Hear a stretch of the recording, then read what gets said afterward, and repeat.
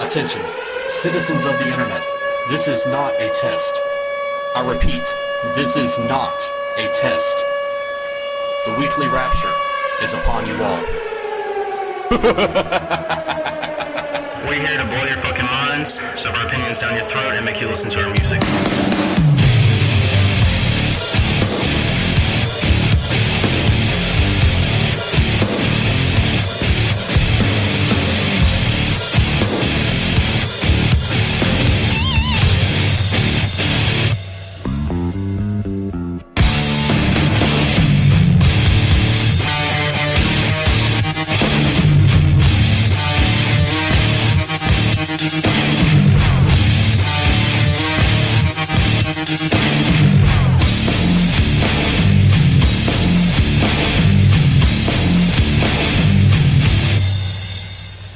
Welcome to episode 18 of the Weekly Rapture. I'm DJ Hans, only here on EXIT92 Radio. I'm here with Analogstik. He is going to be my co-host for today's show. What's up, Analogstik? What's up, dude?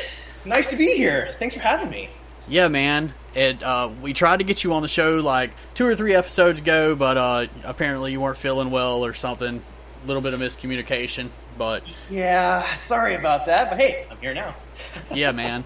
But, so we got a great show planned out for you guys. We're going to get ready to post some links, so that way we can get some live people in here in the show. But while we're doing all that, we got 5-song block. Starting off with Visceral Sounds, the winner of the Weekly Rapture Artist of the Week. And just a little reminder on that, the Artist of the Week, it's a contest that we're doing. It's not really a contest anymore because we didn't want it to be a popularity contest. So we basically are finding artists, and that in whatever artists we find that we like the best that week, we'll spotlight them. If we can get them on the show, we'll do that. If not, then we'll just spotlight their music and send them out a big congratulations to winning the Artist of the Week. And for those of you who don't know, we had an Artist of the Month contest that will be making its appearance probably sometime within the next couple of months after we get more stuff squared away, get a more stable user base, so that way we can figure out a way to make the Artist of the Month not a popularity contest. But starting off here, Visceral Sound, Supercell will have a link back to him to his Newgrounds page in the chat or in the description after the show with the artist list. And so here it is, and 5-song break. Enjoy.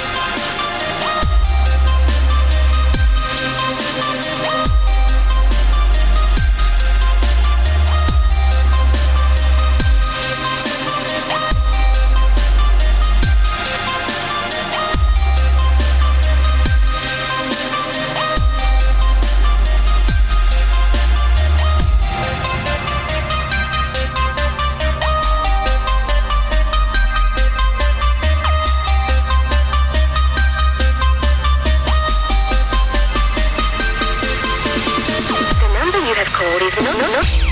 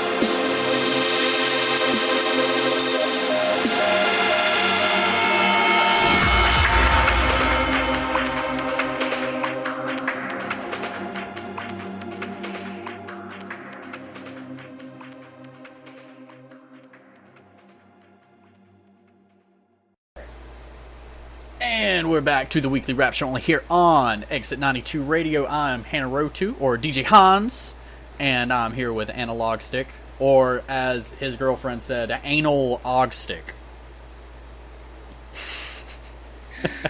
Oh.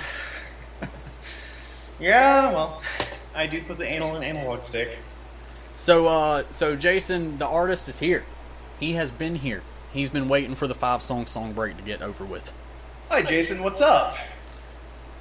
So, like I said, we're here with Analogstik today. He is a 20-year-old musician from Texas.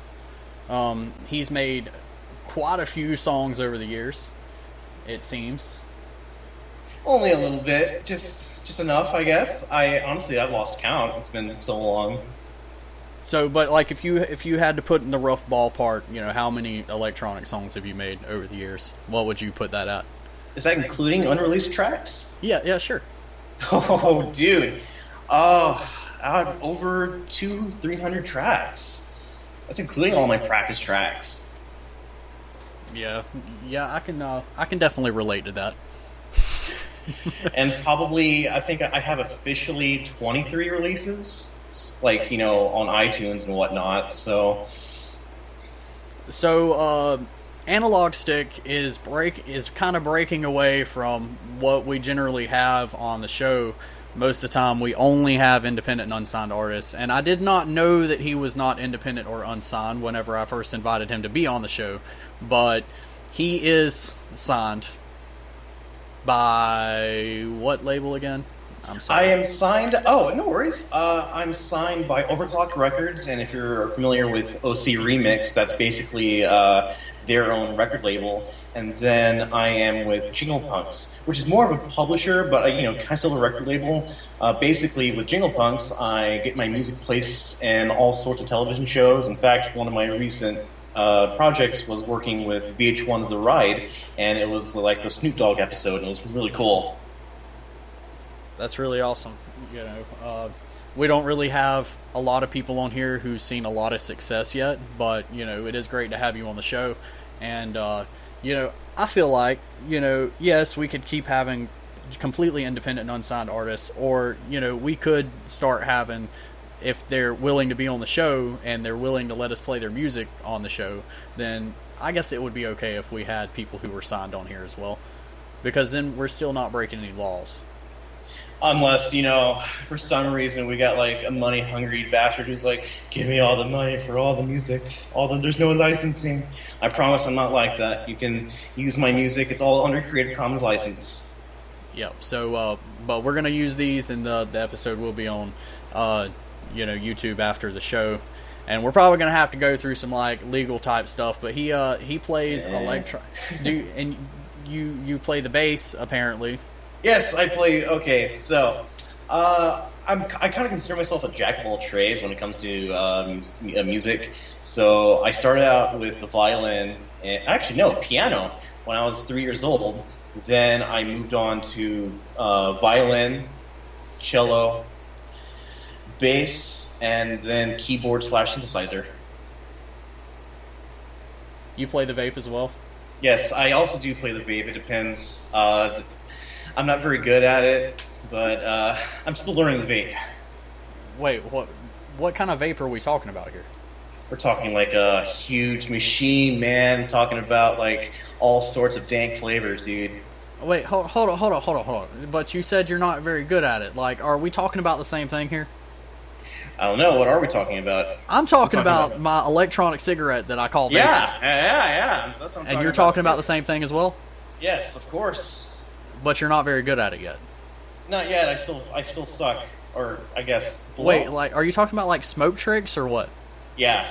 Oh, okay. I got you. I thought I don't understand why. Like, I don't understand. What? Because like I have a big ass vape too. But like I don't understand how you would not be good at vaping. I mean, it's just like smoking. It's a cigarette. A cigarette. A cigarette. I don't know. I guess I just suck. Or is it the idea of doing vaping, sucking, or inhaling? Okay, well, moving on. So, he uses Jason Mewes flavors. I don't know. But, so nobody out there in the audience, besides maybe your girlfriend and myself, is familiar with your music. So I figured before we got any farther within the interview, I wanted to play one of your tracks here. So, so I got Adventures in Space that I'm going to play first, and we'll listen to that, and then we'll be right back. So enjoy. The interpretations of aggravations an artist get away through the soul's confrontation. It's recording all the creations that your heart is creating, while talent shouldn't have the aggravation of no appreciation. Thus the founding of the weekly Rapture, an amazing creation that can capture your salutations and give them to the unrecognized masses of uniquely crafting artists.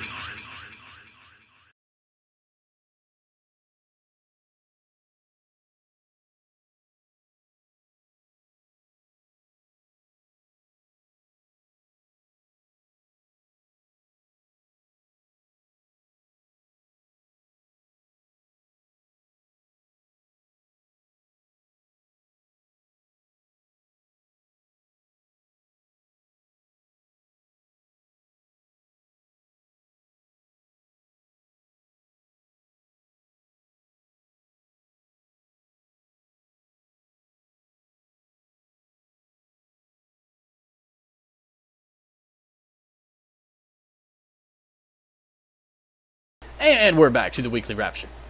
I apologize for the silence there. I had Auto DJ turned off, and the song was over, and I didn't realize it because we were chit-chatting away. So, you don't hear me now, but you will any second now. So, so we're back. I got Analogstik here, and I'm DJ Hans, and we're going to get this interview underway. So, the first question that I have on the interview here is, when and why did you start singing or playing instruments? Do you sing at all? I don't. Oh God, you don't want to hear me sing. Okay, point taken. So, when did you start first playing instruments? Like, any instrument. You said that you started playing the piano when you were 4, obviously. You know, but when did you really get serious into pursuing a musical, I guess, career? So it all started at my mom's house. I don't know when. Probably right before I even got serious about music. We visited her for Christmas, and there was this piano there, and I was like, "Whoa, this thing's so cool!" So I sat there and I just started, pressing keys on it. And then my brother, who at the time was learning, bits and pieces from video game music, and he was teaching me how to play Lost Woods theme on there. So that was really my first real song, I guess you can say. And that's when my fascination with music really kicked off. I asked my brother, "Dude, we gotta get one of these for the house." And I think about 6 months later, he bought me a M Audio Keystation 49, and that was when I really got introduced to music and started playing around. I was around 10 years old. And after you got that M Audio dealio, what was the first song that you ever learned how to play on it? Oh gosh. Let's see.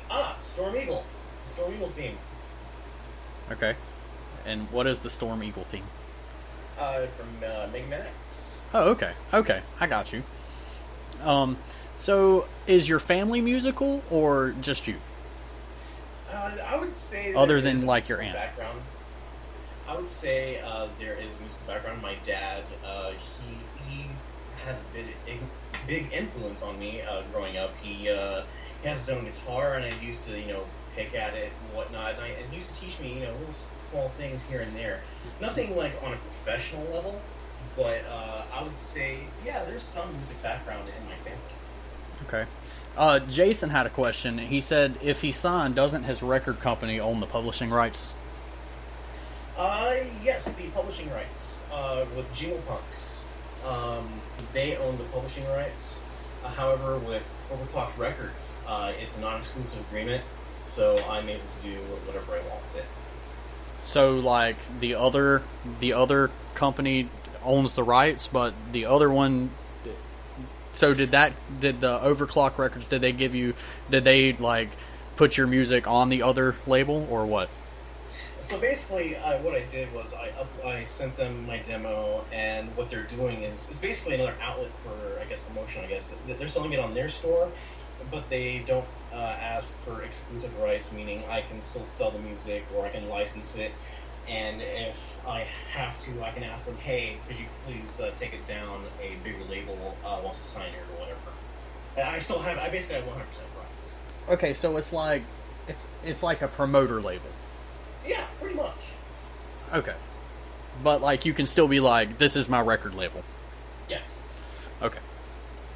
Okay, I hope that answers your question, Jason. Let's see. What famous or independent artists do you admire, and what have you learned from them? Let me see. I think, I actually started on Newgrounds. That's when I really got into music production.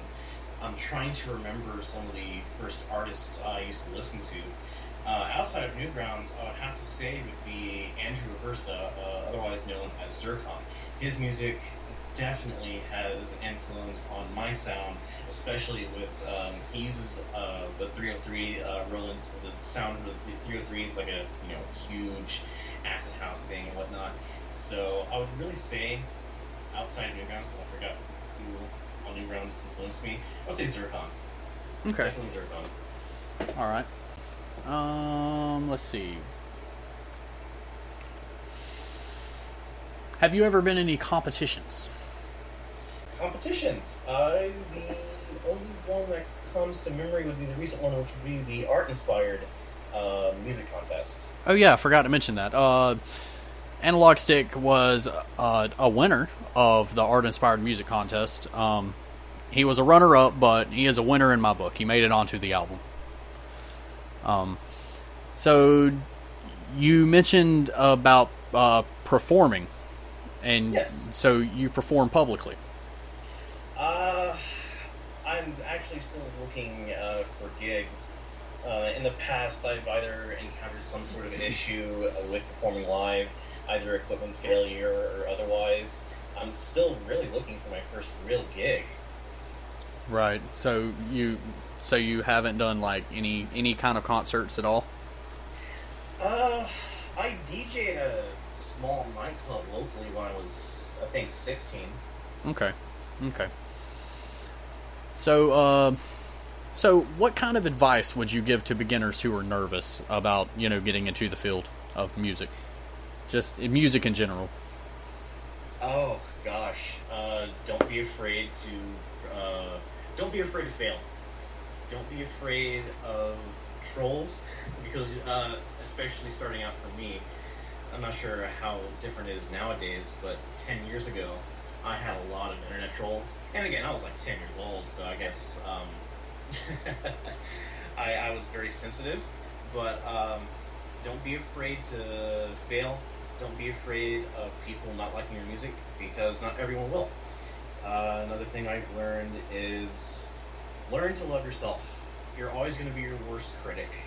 I learned that the hard way, and I'm still trying to overcome that. Let me see. Go on forums. Show your music. Show off your music. Collaborate with artists online. I mean, that's what I do with Newgrounds. I found some artists, and I was like, hey, let's work on a track together. And I've met some of my closest friends on Newgrounds. Don't be afraid of rejection either.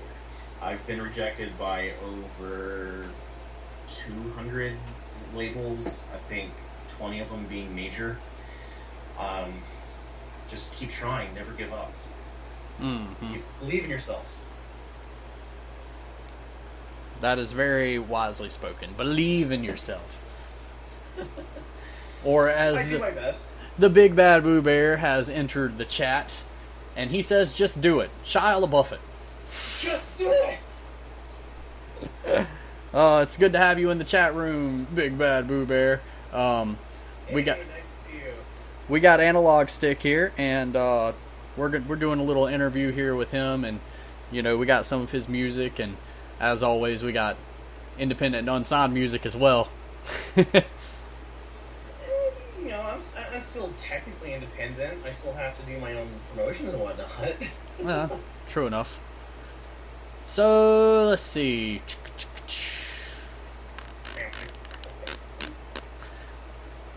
Okay, so you practice.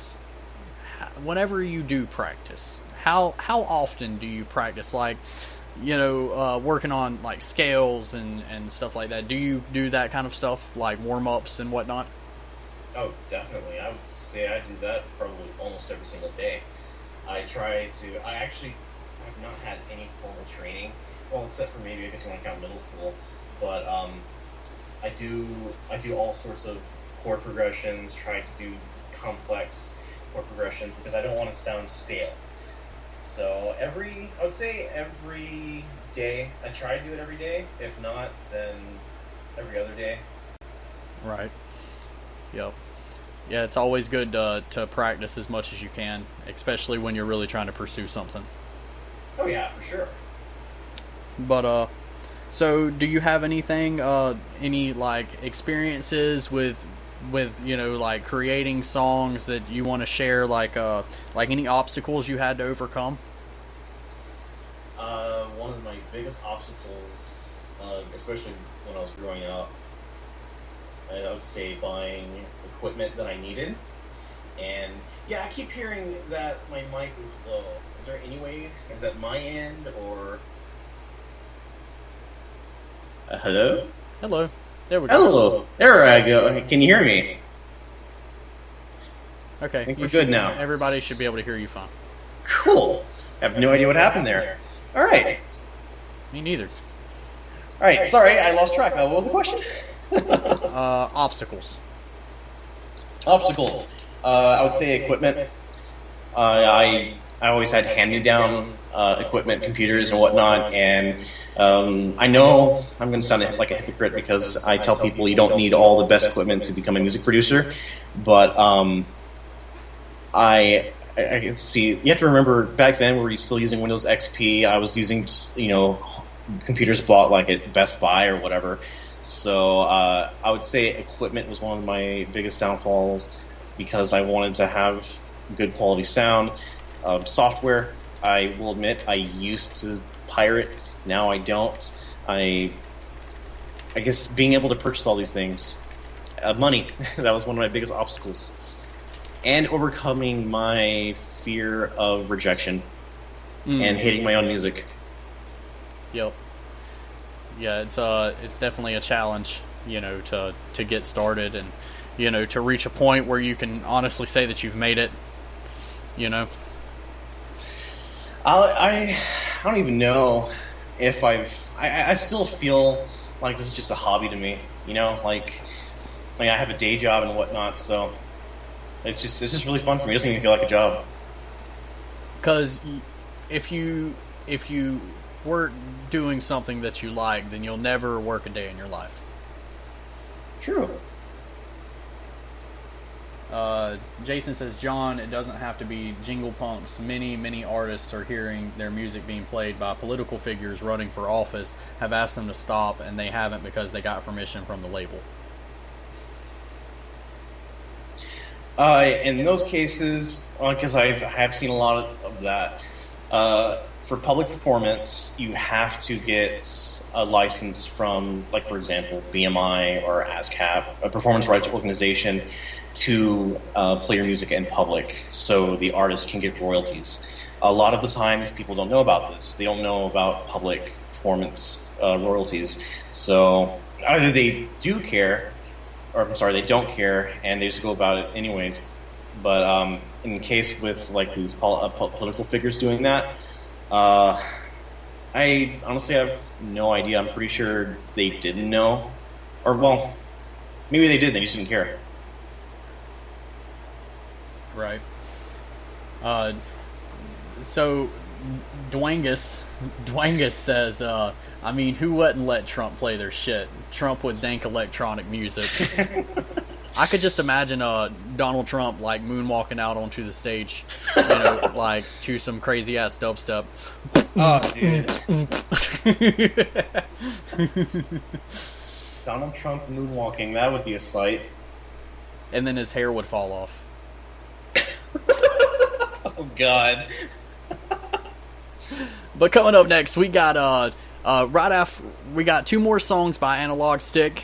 Do a little artist showcase here, and that is going to be complete with the cherry on the top with the EXIT92 double shot. And then after we come back from that, we got Exit Benny coming. He is going to join us on the show. So here we go.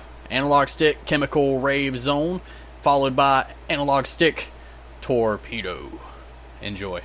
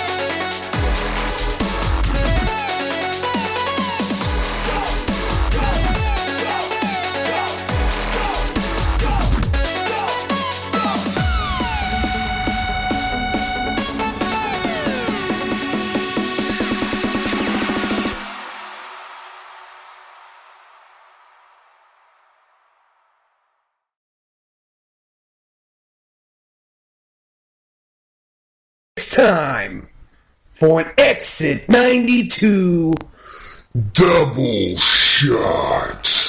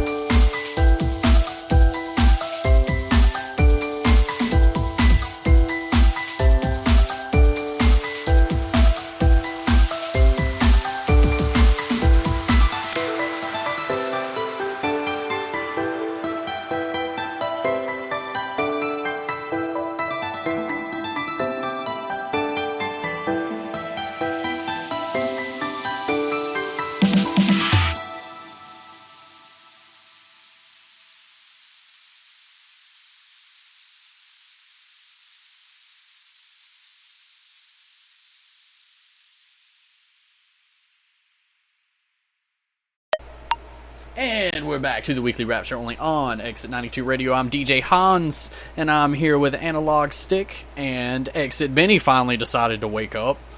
Yeah, sorry. It was one of those bad nights, you know. Yeah, it's all good, man. Hey, but at least I'm here. At least you made it. Better late than never. Yep. Did you know that we started the show at exactly 6:09 tonight? Wow, really? Yeah, man, we were almost on time. Dang. For once, when I'm late, you're almost on time, and when I'm on time, we're late. Well, like, I probably wouldn't have been on time, but, like, I had an Analogstik here, and we were in a call before we actually started the show, and he was kind of, like, keeping me on track with starting the show. Yay! But, Thank you, Analogstik, for doing my job. It's not easy keeping It's not easy keeping Hans on track. It's not easy being cheesy. No, it isn't. But you do know it's hip to be a square, right? Yes, this is true. So, coming up next, we got a little bit of good news here. 007 GoldenEye has had a massive reboot on its multiplayer mode. GoldenEye 007 for Nintendo 64 was easily one of the most iconic video games of the 90s, if not all time. Now you can take it back to your childhood by playing the first-person shooter installment on your computer for free with modern graphics. GoldenEye Source, a fan-made mod project, is a multiplayer version of the classic game modified on Valve's Source engine for PC. There's no single-player option, however, as it is all about taking it to your gaming friends and, you know, playing against each other multiplayer. The game includes high-definition graphics, 25 maps, 10 games modes, and all 28 weapons from the original GoldenEye. And I got a link for you here. that I'm going to post in the chat real quick. So that and let me just say, it is awesome. I love it. And now that is just the multiplayer version. You cannot play the single-player campaign at all on there. I haven't played it yet, but Analogstik's played it, so I mean, Hey, DJ Hans. Yes. Bear, the big bad Boo Bear just hit me up. He wanted to know if you had room for one more for a few minutes. Of course, we got room for one more for a few minutes. There's always time on the show for the big bad Boo Bear. Always. Well, why don't we get him up in here?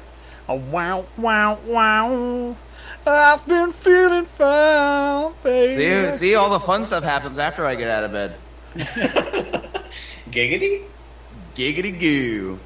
So we're calling the big bad Boo Bear right now. We're gonna get him on in on the show and see what he has to say.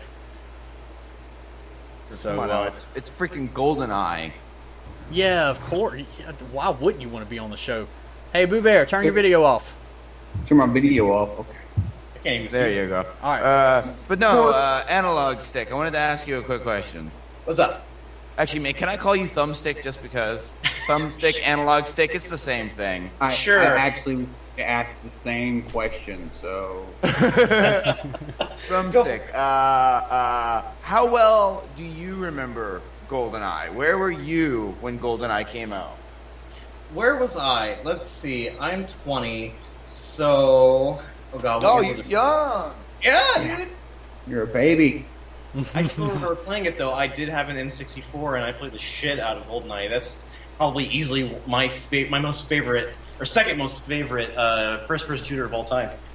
Nice. Did you have any older brothers or sisters or anybody to play it with, or were you one of those loners that just played it by themselves? I had my brother. We played. Nice. How old's your brother?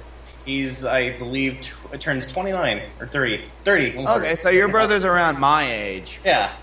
He's like the older OG. brothers are awesome because they help turn the younger ones into gamers. Mm-hmm. That's exactly what happened. I can remember, hanging out with my cousins for, staying the night, 2-3 nights in a row, and us sitting by the N64 and just dying laughing because, I don't know if you guys remember this, but there was a cheat on GoldenEye where you could turn everybody into Donkey Kong looking people. Yep. Oh yeah, no. My favorite, what that me and my friends used to do is we used to use that weird glitch that would like spaghettify everybody.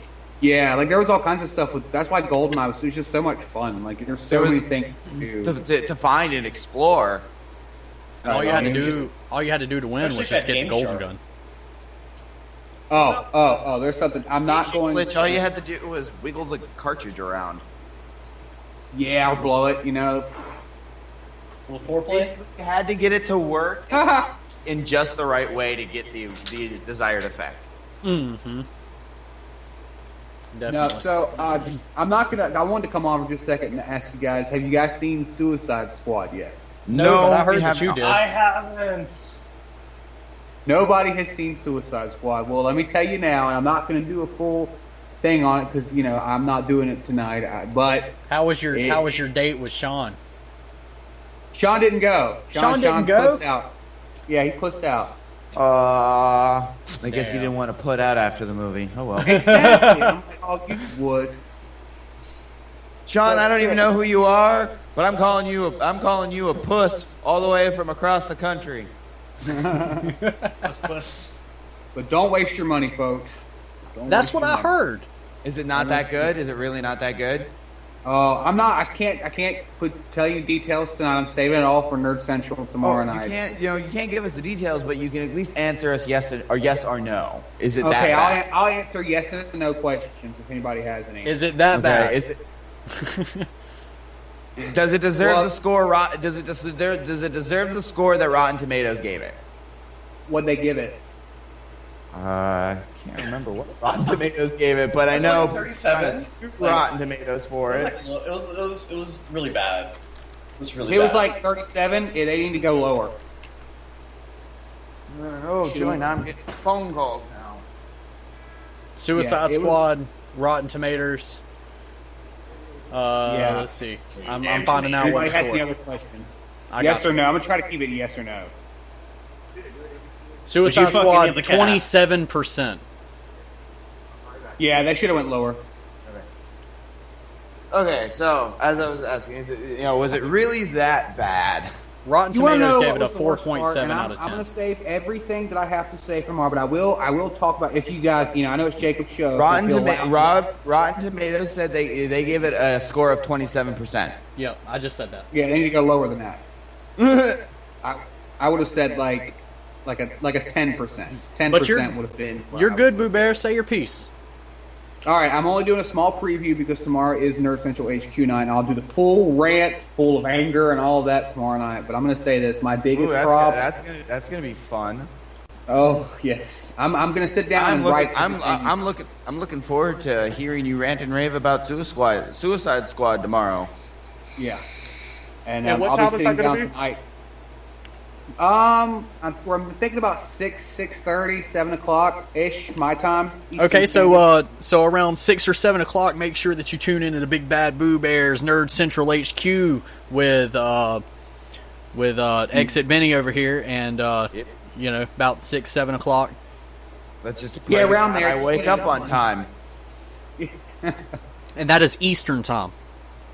Eastern Standard Time. Mm-hmm. No, my biggest problem is Benny. We just talked about this on the last Nerd Central HQ. They turned the Joker and Harley's relationship into exactly what we talked about. Damn, what the fuck is wrong with Yeah. people? They turned it into that relationship, into the I love you, and honestly, I'm gonna spoiler alert for anybody who still wants to go see this fucking movie, but spoiler alert, I just said it 3 times, you guys know. Most of, one of the biggest arcs in the movie, I wouldn't say one of the biggest, but a big arc in the movie is the Joker coming for Harley, searching and all this, like he's in love with her, and I'm like, when the hell was Joker ever in love with Harley? When was it Joker needing Harley by his side? I can't. I'm down. I'm starting. Apparently, it seems like the creators of Suicide Squad forgot Harley Quinn suffers from, Stockholm syndrome. Apparently, the creators of Suicide Squad were all millennial girls in between the ages of 23 and 30. And just shipped the hell out of the Joker and Harley. For real, God, piss me off. And you know what? One other thing I will let you guys know. Will Smith's performance fucking golden. It's the only reason I have my rating tomorrow, and I'm saving it. The only reason I give it the rating that it gets is because of Will Smith. Will Smith, Why, Will can Smith make is shit actually look good. that good in the movie? Yeah. He did a good Deadshot? Yeah. Even though I still don't like the fact that Deadshot was supposed to be a white guy, because he was a white guy. I give it to Will. He did a damn good job as Deadshot. I could eat my crow and I can say my piece and be for real when I say Deadshot was the best part of the movie. Will Smith All can right. make shit look good though. Well, Will Yeah, Smith that's can true. play- His you know, son, he- not so much. Yeah, his son is horrible. His son kills everything he touches. No, so I'm not. We're not kidding because they're honestly thinking about getting him to play. If you've been paying, what we talked about this last time on Nerd Central HQ is that they were trying to get, they were going to try to get Jaden Smith to play Virgil for Static Shock, and it's like, no. It's like, do you want this do you want the Static franchise to be hated and not liked anymore? That's one big pile of nut-filled squirrel shit is what that is. Wow. What So- it is, man. So while we're on the movies topic here, I wanted to say something about Sausage Party. Have you seen it? I have not seen it yet, but I did run across an interesting article the other day about the production of it. Is it like? I think it looks good. I mean, Well, And yeah, come on but now, you're about the Seth Rogen- animators. and Seth Rogen. the animators. The animators were treated like shit, and over half of them didn't even get credited in the final credits because they quit before the movie was finished. Yeah, What the the director fuck? was praising like how he was able to Yeah. do budget cuts and whatnot. I believe it was recorded that they were working like a lot of overtime for no extra pay, and it was just really shitty conditions. There was like 87 animators to start on the project whenever it was first started, and then at the end of it, only 37 of them got credited because the rest of them quit. damn. I Pussy. think And there's here I still thought they were, some IMDb. and here I thought they were clever doing a harmless prank in 2016 with talking food in the supermarket. No, it's a real movie. Oh no, I know, but Seth Rogen pulled a prank on people with animatronic talking food, Oh, and was talking to people and scaring them in the supermarket as a talking cantaloupe. mm-hmm. And then as like some talking bread and sausage and whatnot. But yeah, I definitely read an article where like the cast, the animators, they weren't treating the cast like shit. They were just treating the animators like shit. That fucking sucks. But Like I've been hearing it's a good movie, but hearing that now, it's like fuck, that sucks. I really don't. I mean, all jokes aside, I really just don't want to see it on principle now. I mean, it's Yeah, kinda fucked up. that's the main reason why I don't want to see it, because the animators got fucked up, man. That's just not cool. I mean, I'm still gonna watch it regardless, and hopefully If before I the find actual. if I find it free, I'll watch it. And that's for the animators that were treated like crap. Yeah, But the movie hasn't officially been released yet, and they're hoping that they can get to the higher ups like Seth Rogen, and get him to change it in the final credits that all the animators get credited. So hopefully they can No, figure it's out. been released. It's in theaters though. Is it already in theaters? yeah, he's on DVD. Maybe on DVD.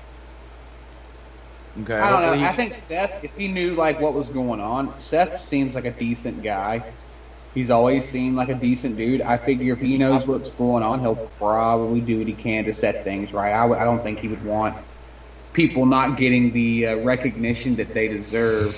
Oh yeah, Seth Rogen seems the kind of guy that set it straight and then invite you over and smoke some ganja. Like I've never seen or heard of Seth Rogen being a complete douchebag.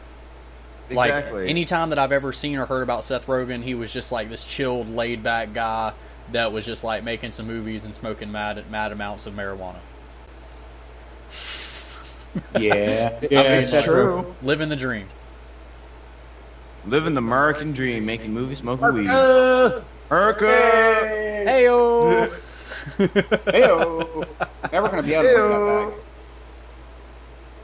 But Oh, man. But no, Suicide Squad was disappointing to say the least. I went with two other people, and we all three walked out, and we said it was terrible at like the exact same time. Oh, wow. Like if you're listening to this and you Jared Leto haven't that seen it, bad as the Joker? oh, I'm not. Nope, we're not getting into that tonight, dude. I'm asking yes or no questions. That is for no. That Okay, I yes have a or no? question. Is it What'd you because... Okay, do you hate it because it's not true to the comics, or is it just like a really horrible movie? Both. Fair enough. Original Suicide Squad did not have Harley or Joker in it. And Suicide Squad started back in the 50s. The original Suicide Squad, the one from the 50s and the 60s, did not have Harley or Joker in it, as far as I know. I'm not a big... I'm trying to get in DC right now. I've been reading a ton of fucking DC, but not the classic stuff, not the Golden Age and such. Dude, you need to read Suicide the Golden Squad. Age. That's why it's called the Golden Age. What'd you say? I said you need to start reading the Golden Age. There's a reason why it's called the Golden Age. I know. I've gotten wrapped up. Like right now, I'm still reading Hellblazer. I'm still just fucking. I'm loving Hellblazer. Good old wordy Constantine. Hey, Yeah, while we're, go ahead. I'm sorry. even though it's wordy as fuck, I mean, I'm still just jamming out on some Constantine. I'm loving it. I still While say, we're talking like, about I still think comics you here, beat Constantine. while we're talking about comics here, Nick or Boo Bear, we would you like to talk about Red Hand a little bit? Yeah, I guess. I mean, is it like a brainstorming session live, or are we just talking about what we're trying to accomplish? A little bit of both. I mean, if you got time. All right. Well, okay. So I'll introduce you guys. So EXIT92, you know, me and Hans and Benny here. Some of the nerdiest of the nerds here at EXIT92 are trying to put together a comic book and or audio drama series. We haven't decided on which. We're looking into both aspects. It's going to be a superhero-based comic book or drama series about a guy named Red Hand. Now, that's pretty much all the details we have right now. We know he's going to have superpowers. We know he's going to do this and that. But that's kind of why, we opened up this Little bit of a panel here. I mean, Have we we're looking ditched for... have Go we ahead. ditched the idea for him being a butcher? No, Being a I'm butcher. still very adamant. Hey, before we get too much more into this, Analogstik has informed me that he is going to have to go soon. So I wanted to exit him out a little bit. Exit him Oh, sure, out of yeah. EXIT92 radio. There we go. Also, if you ever have also joystick. If you ever have a son, name him D-pad. Oh, dude, that is great. I am going to do Just that.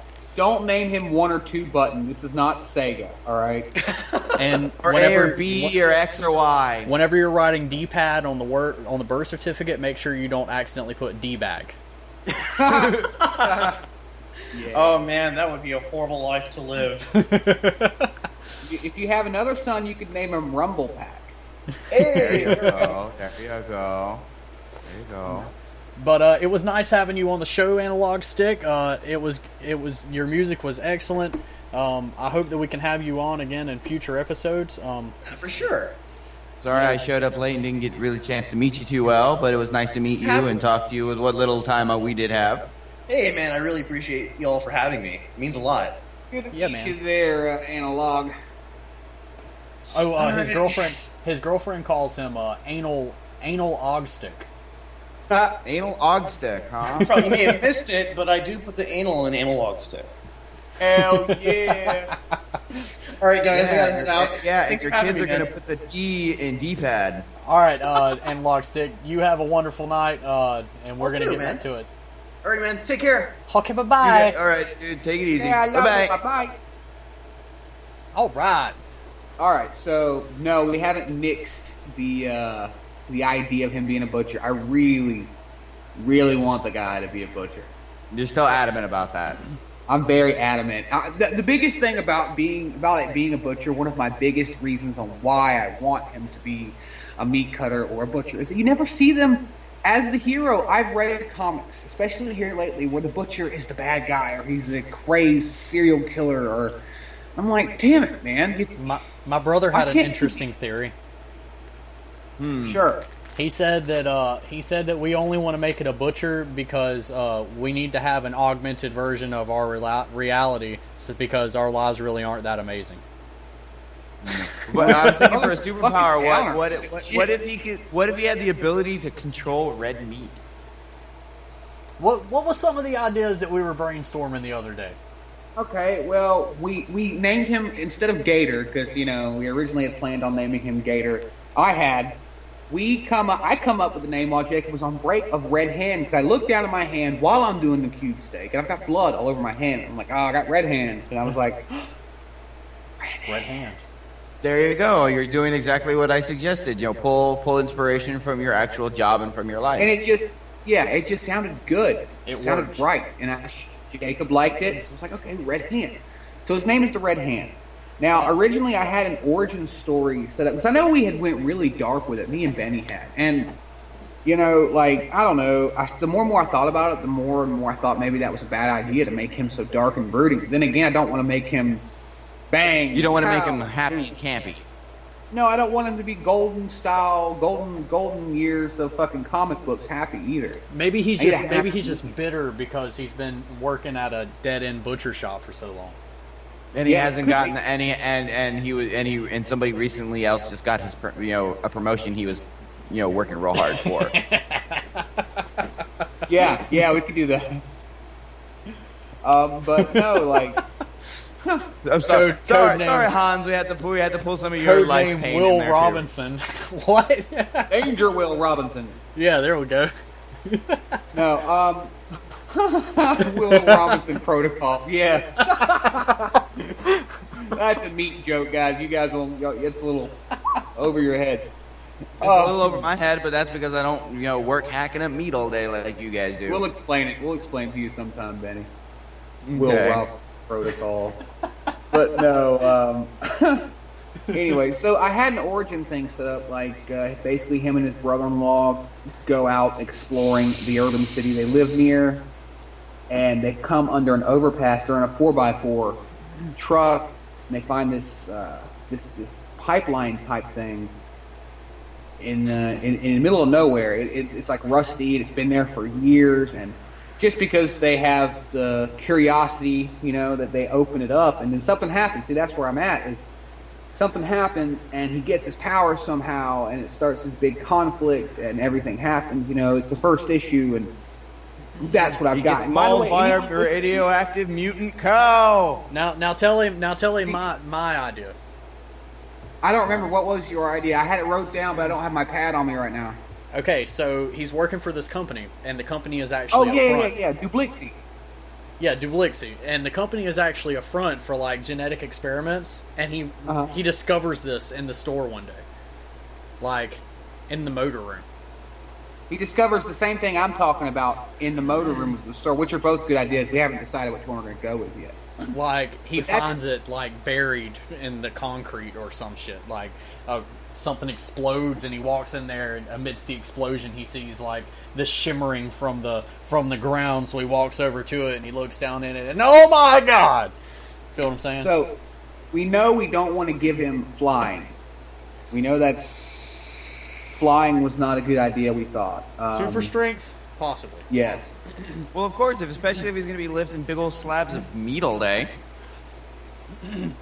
Super strength. And we know that something's just because he's a going on. superhero doesn't. Sorry, Bear. Just because he's a superhero doesn't mean he's going to quit his day job. Maybe he'll have one hand that's always constantly dripping blood, and the other hand is morphed into a knife.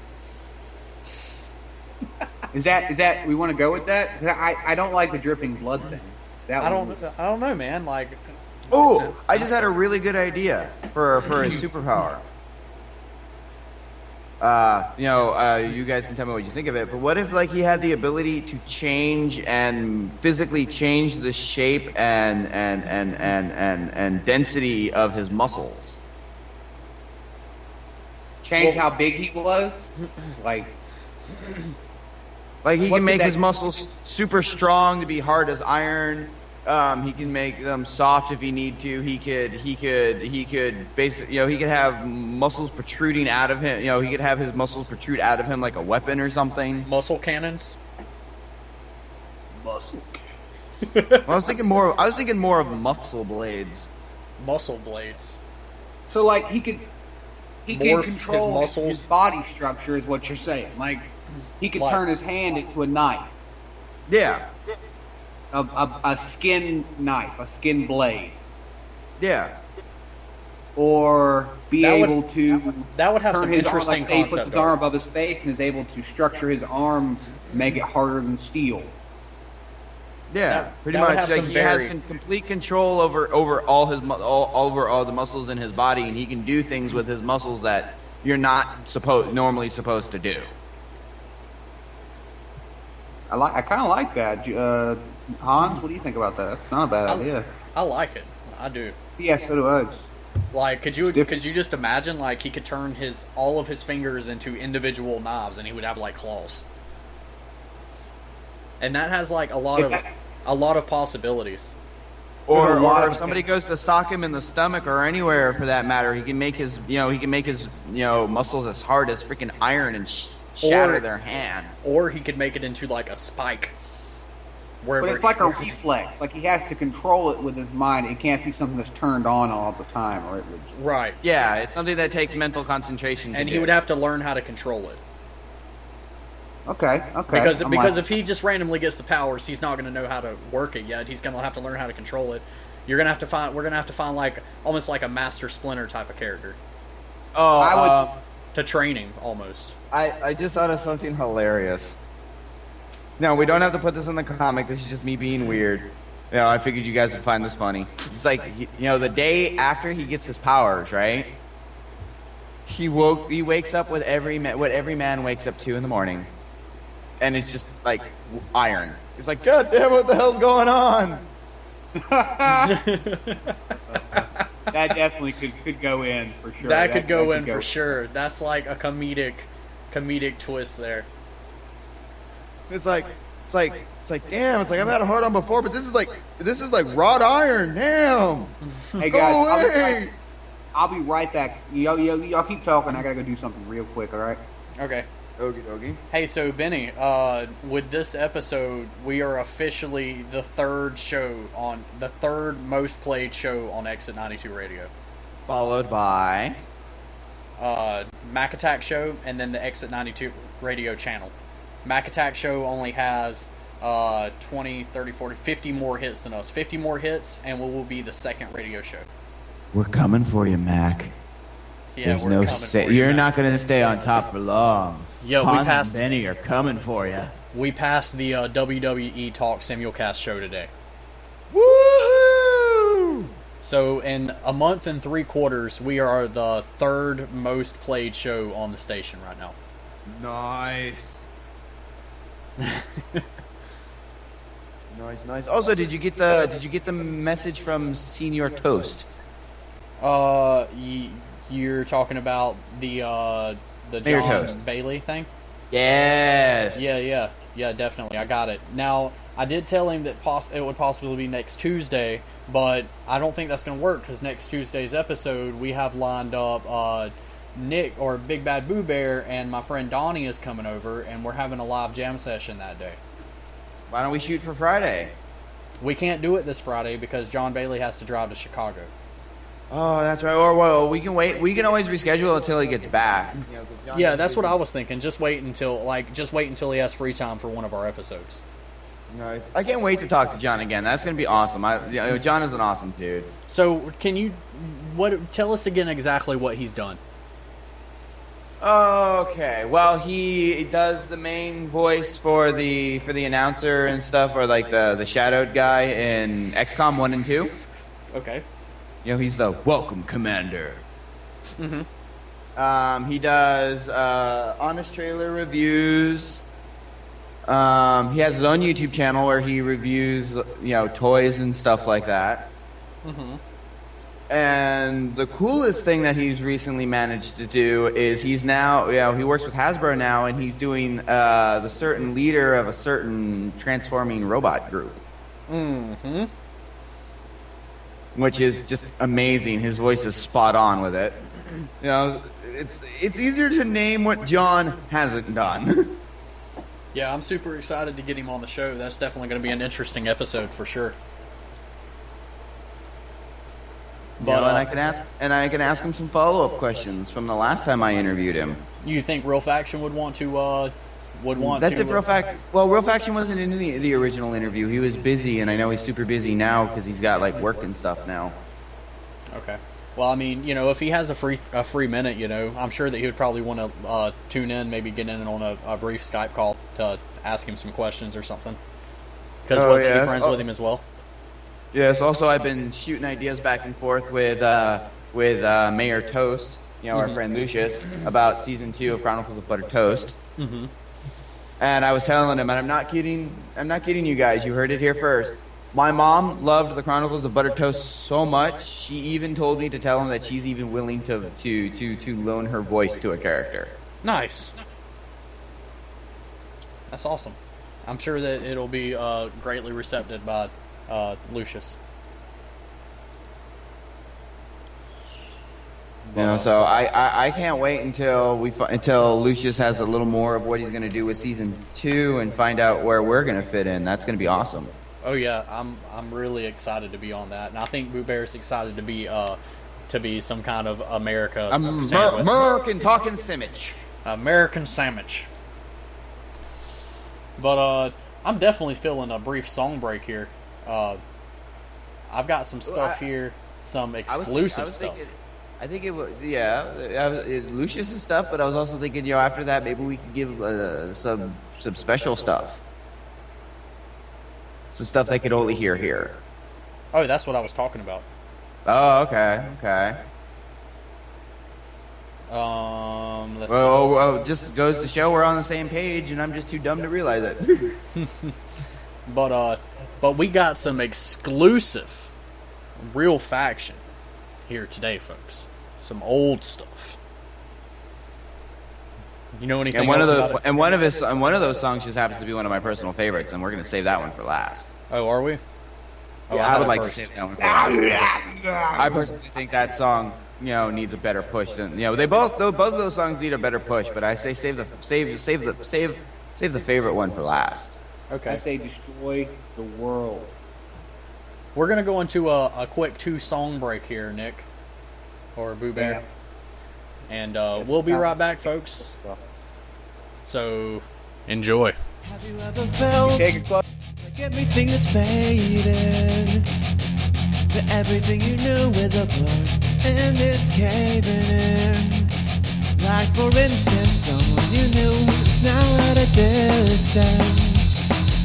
You miss them but they don't feel the same.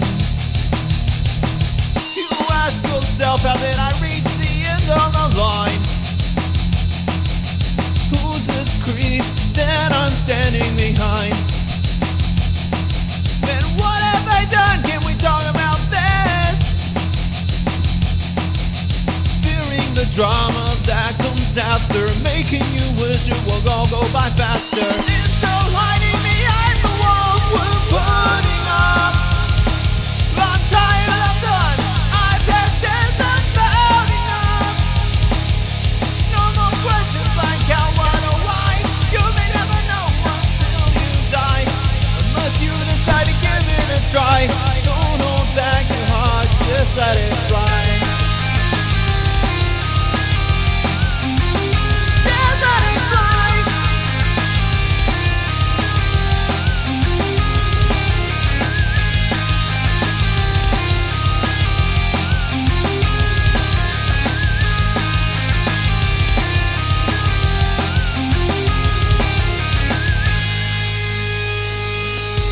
Years go by and most of us move on, but some of us are sleepless till dawn. We wonder why did all this go wrong, wishing we could all just get along. Life is too soon to stay at home. Bottle up these things, you're not alone. And they could be doing the same for all we know. So let's take action, put our feet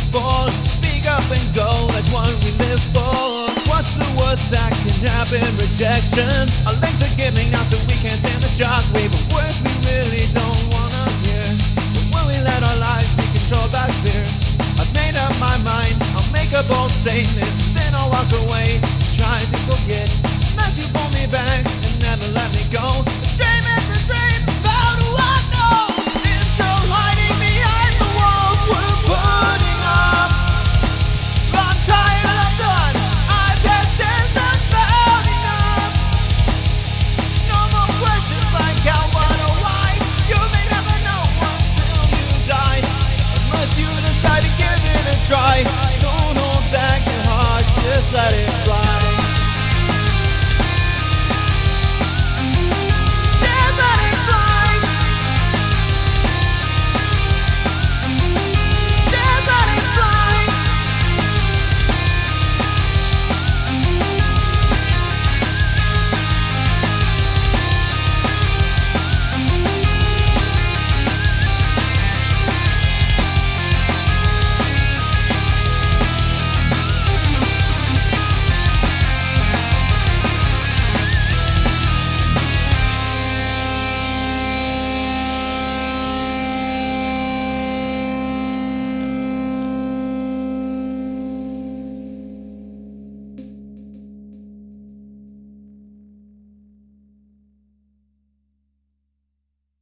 It's time for an Exit 92 double shot.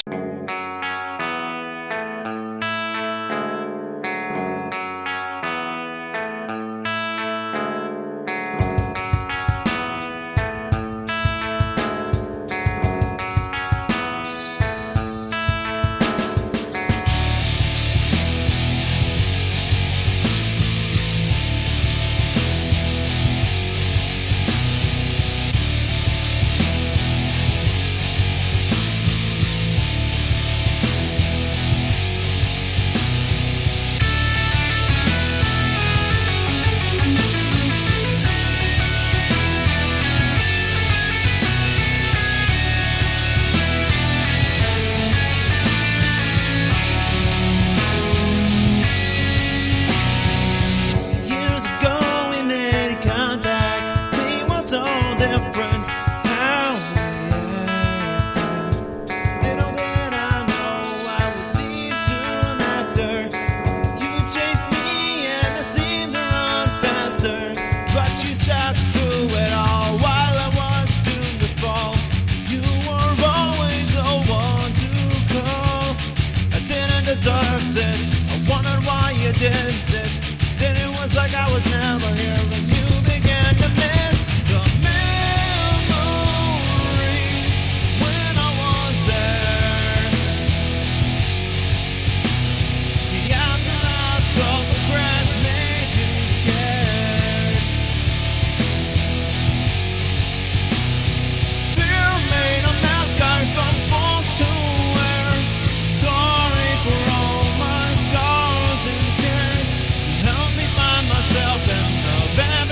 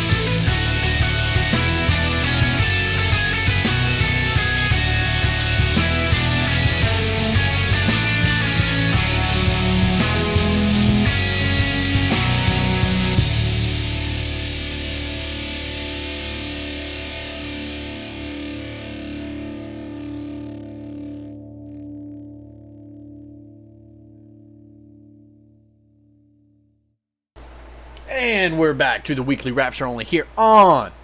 Where are we at, guys? Exit 92 Radio. Yes, we are on Exit 92 Radio. The greatest Exit 91. radio station Exit in the 92. whole world. The You greatest one. take an exit off of Radio Boulevard named Exit 92. You're going to find on the corner Real America Drive and the Rapture Hotel, where your stay is indefinite. Indefinite. You know, and then Nerd Central City Hall. Nerd Central City Hall, where they control everything. Damn it! And then you got invading Mac attacks. Yes, invading Mac Attack. and then hopefully someday soon on the outskirts of Exit 92 town, we'll have the marijuana Monday stop. And I heard you mention this, Benny, something called The Dish? Oh, the dish out. Yeah, was that some show you were planning on doing, or? No, that was a show that me and Real Faction used to do together.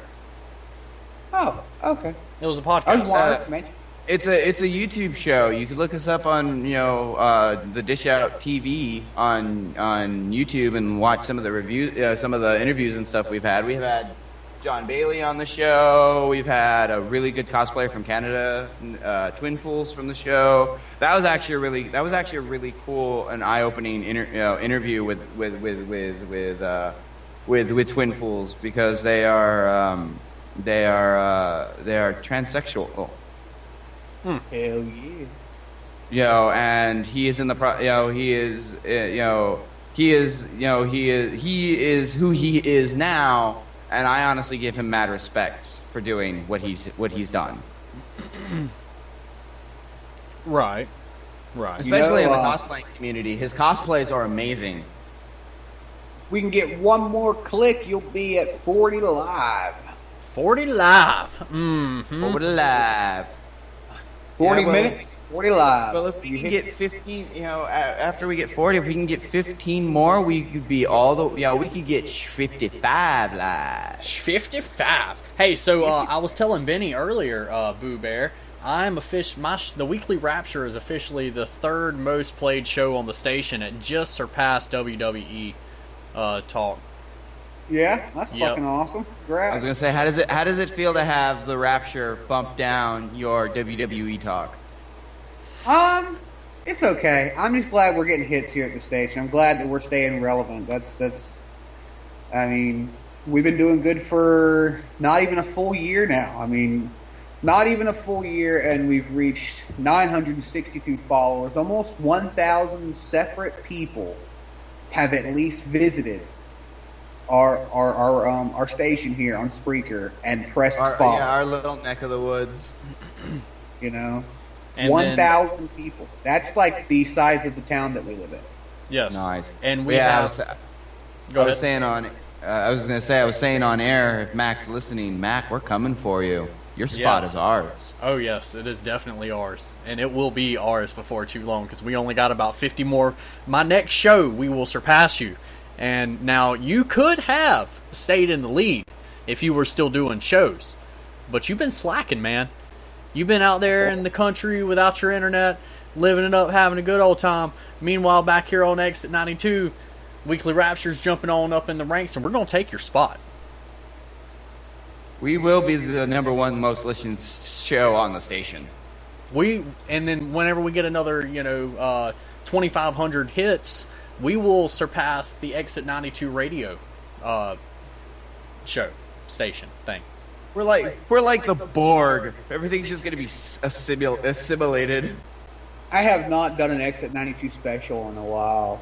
I was actually going to see if you wanted to do the jam session under Exit 92 for an Exit 92 special. We could possibly do that.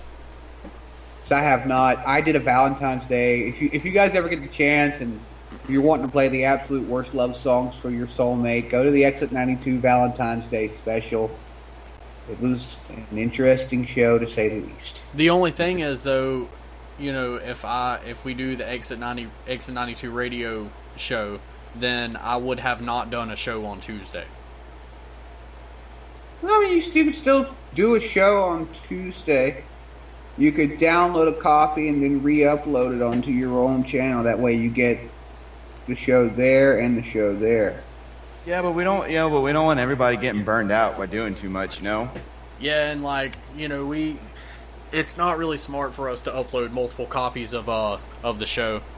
Oh, yeah. Because we're The only reason why I ain't burned out is because I like to multitask and I'm a ham. I like being on air. I like when people have no choice but to listen to me. Yeah, they have to because if they're We'll listening. probably just put it on your channel then if that's fine. I mean, but we could do it. I don't know how I feel about not having a show on Tuesday, but we can do it on the EXIT92 radio thing. It doesn't. Oh, really matter. it is your show time. So I mean, like if you decide you want to do it on yours, that's fine. You got more than a couple of days to decide. So I mean, I'll let you make the decision because it is your show day. You know what I mean? We just organize it.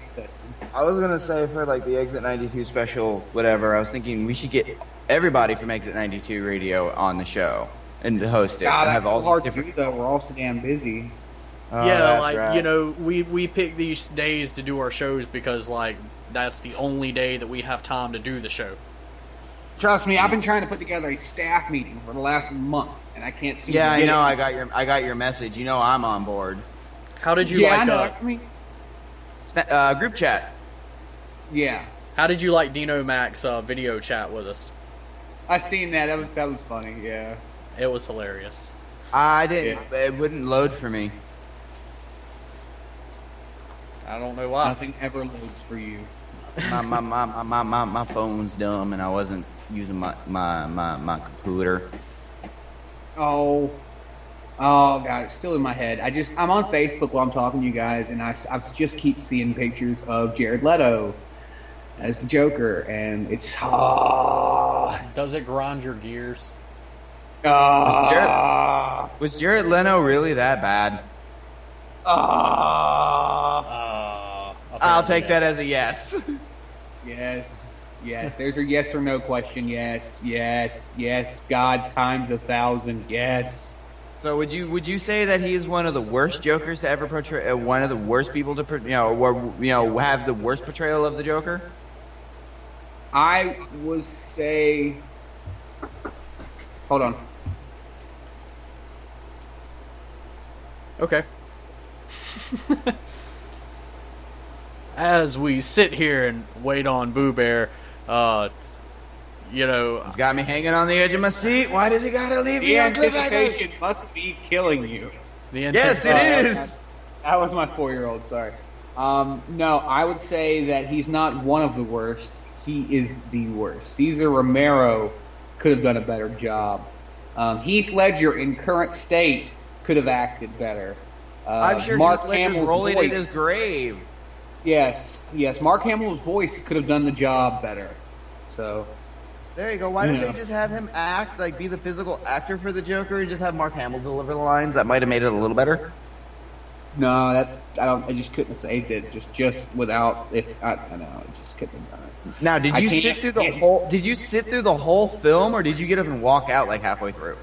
I left after the first 20 minutes. I couldn't do it. Really? No. I watched. I spent $20 on the damn thing. I'm not about to just sit there for 20 minutes. I watched the whole fucking thing. I tortured myself. I'm a sadist, I guess. But And how did you not get eyeball cancer? I don't know. We haven't determined whether I did or I didn't. Well, remind me, because I'm probably gonna have to watch the film. I'm probably gonna have to find the movie and try to watch it tonight, so I can review it with you. I'm just gonna have to make sure to have a melon baller next to me for when I absolutely need it.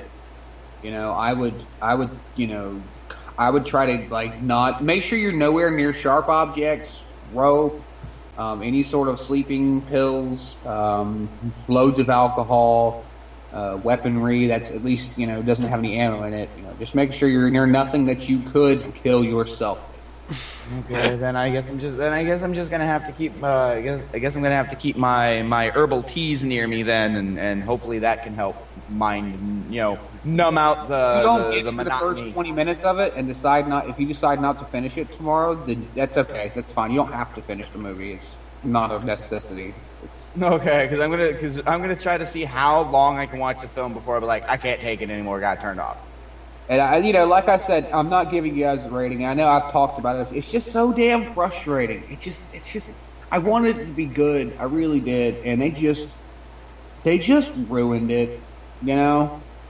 Okay. Now, what would you say? Now, what do you have to say to the fans that are saying, "Oh, it's a good movie. We're gonna sue the company and Rotten Tomatoes for belligerent this great movie," when it's not so great? What do you have to say to the fans that find it great?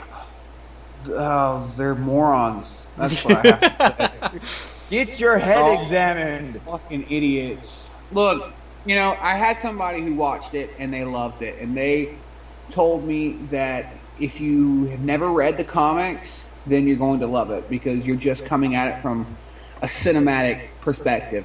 If you walk into this movie and you know absolutely nothing about the kind of relationship that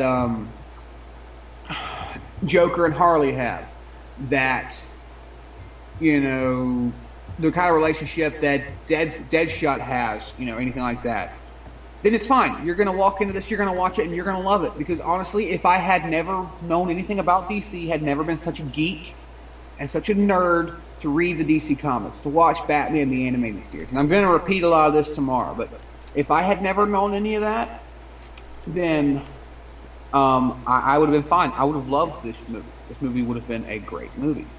But because this would be a great movie if you weren't an educated nerd. Yeah, if this is a great movie if you're deaf, dumb, and blind. But, if you're not, and, you've watched, oh, great, the Mac Attack is here. He heard you calling him out. Oh, did he? Good. But no, this movie would be Good. great. He needs to be here because we are moving in. We're encroaching on his territory. We're taking over his turf. The invading forces. We're gonna take your spot on the most played list. We only need 50 more views. I'm not getting in his way. I'm just innocent bystander. I just happen to be here tonight. No, come on now. You're just as guilty, co-owner. Don't you call me guilty, damn it. Mac is scary. Make that 48 views because you are contributing to your own demise. Mac Attack. But no, here's the thing. Mac may be scary, but I'm from LA. Nothing scares me.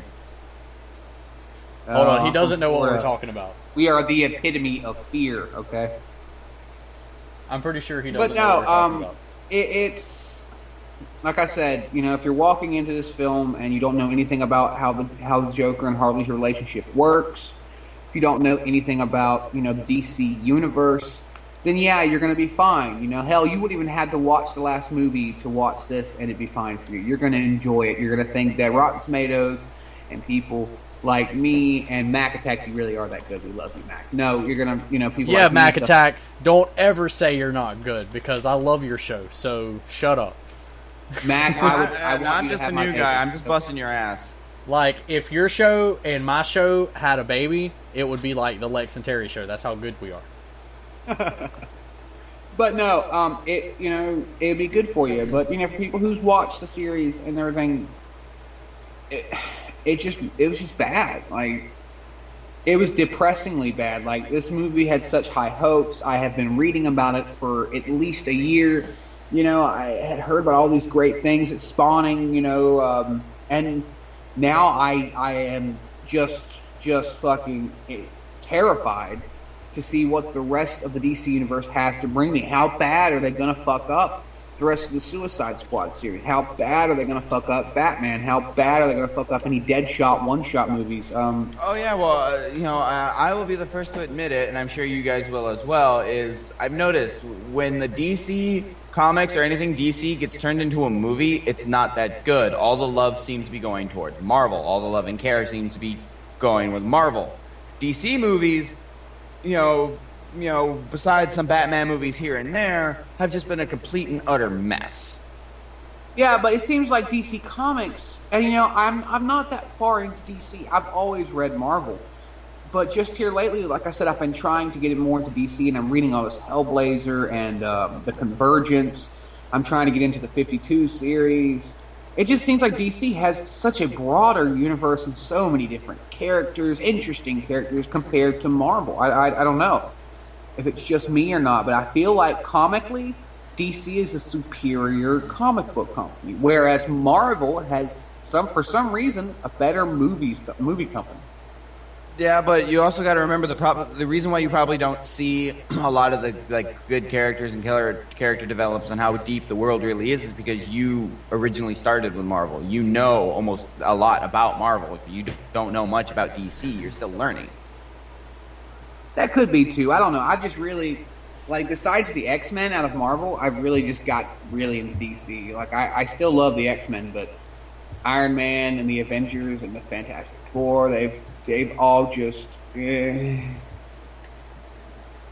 know, and there have been some bad Marvel movies. Look at all the Fantastic Four movies. all of them. Yeah, all fucking terrible. I liked the first one. And apparently Mac thinks we're getting an echo and we sound like we're coming out of a tunnel. Who said that? Because we are coming out of a tunnel. Mac. Oh. Maybe that fixed it.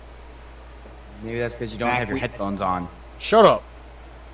Mac, we are coming out of a tunnel. We are literally coming out of the tunnel as we speak. Yeah, especially if we're talking about the Suicide Squad movie. That is a long, dark tunnel we desperately need to get out of. I got my headphones. Yeah. We will save all that for tomorrow. I'm going to write a full-fledged review on my word processor either tonight or before the show tomorrow. I'm going to try to watch as much of the movie as I can before I try not to scoop my eyes out with a melon baller. And I may be the sound guy. We're also going to be talking about... Yeah, Jacob may be hosting because my internet was so shitty last week, and we had such a great show. But Brainiac would not leave us alone. Yeah, Brainiac was all over our asses.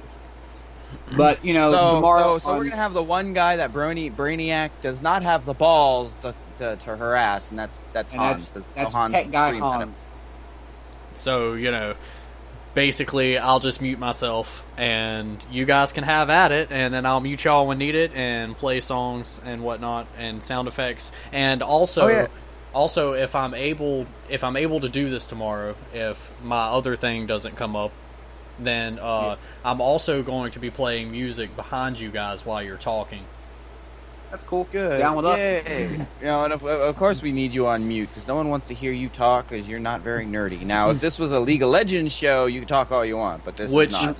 Which I really want to turn my Friday shows into after I get more established with, the show. I want to do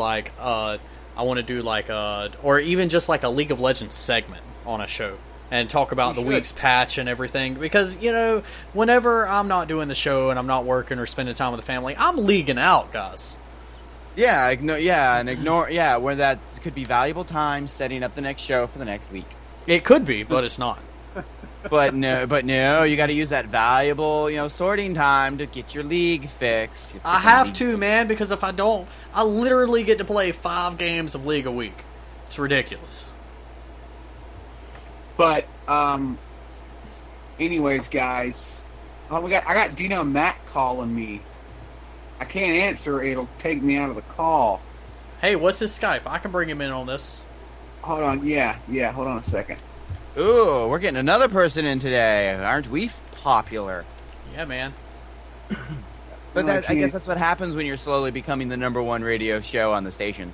Oh, this fucking guy. Fucking guy. What did I need to add him? Or he needs the to Mac add me. Attack Show. It's all lowercase. It's just the Mac Attack Show. If if any of our listeners are listening to this, quickly do as Bear says, and then you can bug Mac directly. Is it all one word? Yeah. Dino Mac, the Mac Attack Show. Add to contacts. Yep. All right. Yep. Give him a call. Get him online. Yep.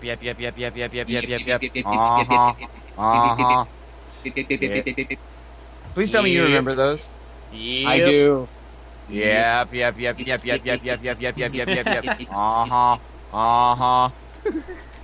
Oh man. God, that's old school Sesame Street right there. That's back when we were kids. Let's get the Mac Attack Show on up in this bit. We're calling. It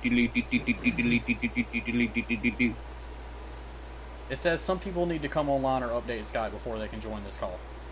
Maybe. Well, nobody needs to up Skype Oh, there at all. he is.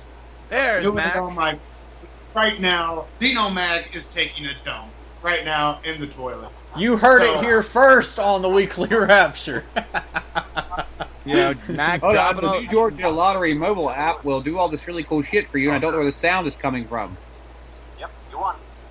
Yeah. I found it. Yep. Uh-huh. So we got Dino, don't call me Shano, Mac here with us live on the Rapture as we've all invaded, the Rapture tonight. Yes, because hey, this is essentially our staff meeting. This is essentially the closest we're going to get to a fucking staff meeting. And we're live staff meeting, so choose your words wisely. I'm sorry, what was that?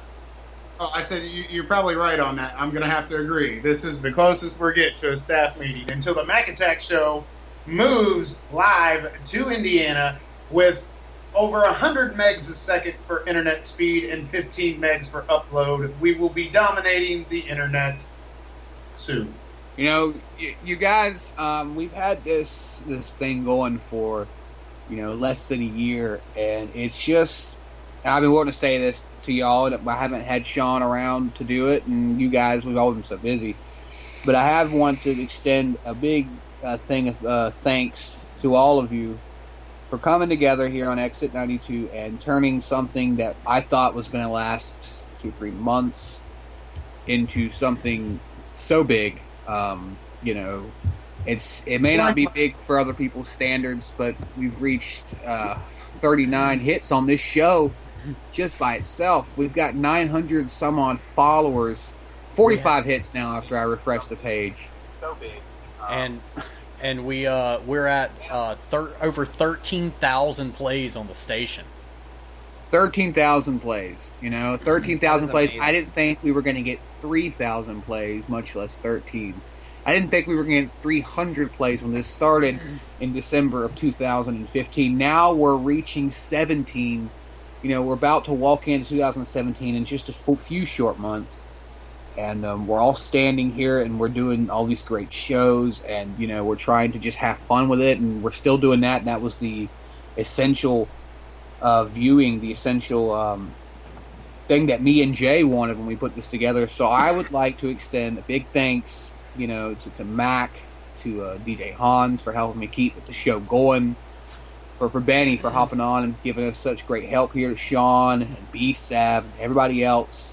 Mike, Metal Mike. Nobody ever remembers Metal Mike. He's so awesome. I love Metal Mike. He's the longest running, besides myself, longest running show here on EXIT92. Everybody's just kept it going, and it's great. And I would just once again like to send out a big thank you to all of you for coming together and getting us to 13,000 hits. God, that's so many fucking plays. I have never seen that many people in my entire life, much less had 13,000 individual people, or even. Wait till you go to MegaCon. I can't even go to MegaCon. I can't make it. Oh, that sucks. Yeah, cash wise, but just thank you guys, and I appreciate all the help you've put in and all the work you guys have put in, especially you guys here. You guys have put in so much work you didn't have to do. And we've kept this thing afloat. We don't know each other. We've never met, but we've kept this thing afloat. And I just wanted to say thanks. Yeah, the only person that you know from the big station thank you to you. is Hans. But sorry, my bad. Sorry to cut you off, Mac. Oh no, it's all good. You was talking first, but yeah, big thank you to all. If the Mac Attack show was any of that good, I'd have about the same number of followers as you guys. I've only got. Okay. Hold on, let me hang up with you, and I'll be right back. I'll come right back to you. Okay. But no, I'm sure the Mac Attack show is good. I'm sure the only reason why he doesn't have as many followers and listens and stuff is because of his internet. Yeah, that's the only problem. Mac has been an integral part of EXIT92 since the beginning. Whenever he's been I here. first started doing the shows, I was watching the Mac Attack shows to try to get an idea of how to even run a show. And Mac's got his camera on. Hi, Mac. Hi, Mac. Oh, we can't hear you, Mac. Can't you?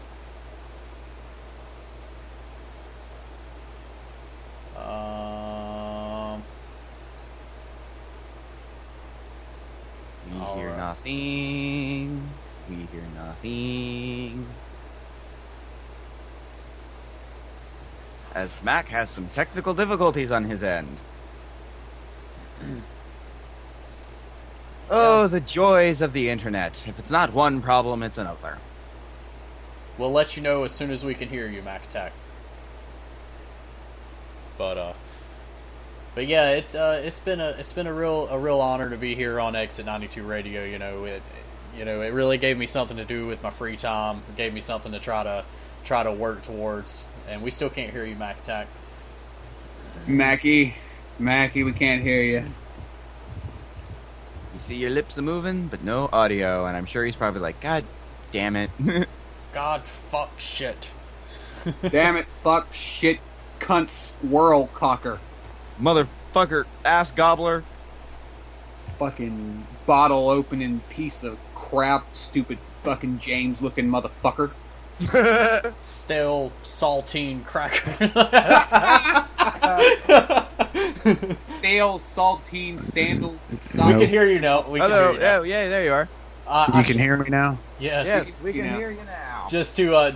I gotta say something about the stale saltine cracker looking motherfucker, because I definitely showed Israel that today at work.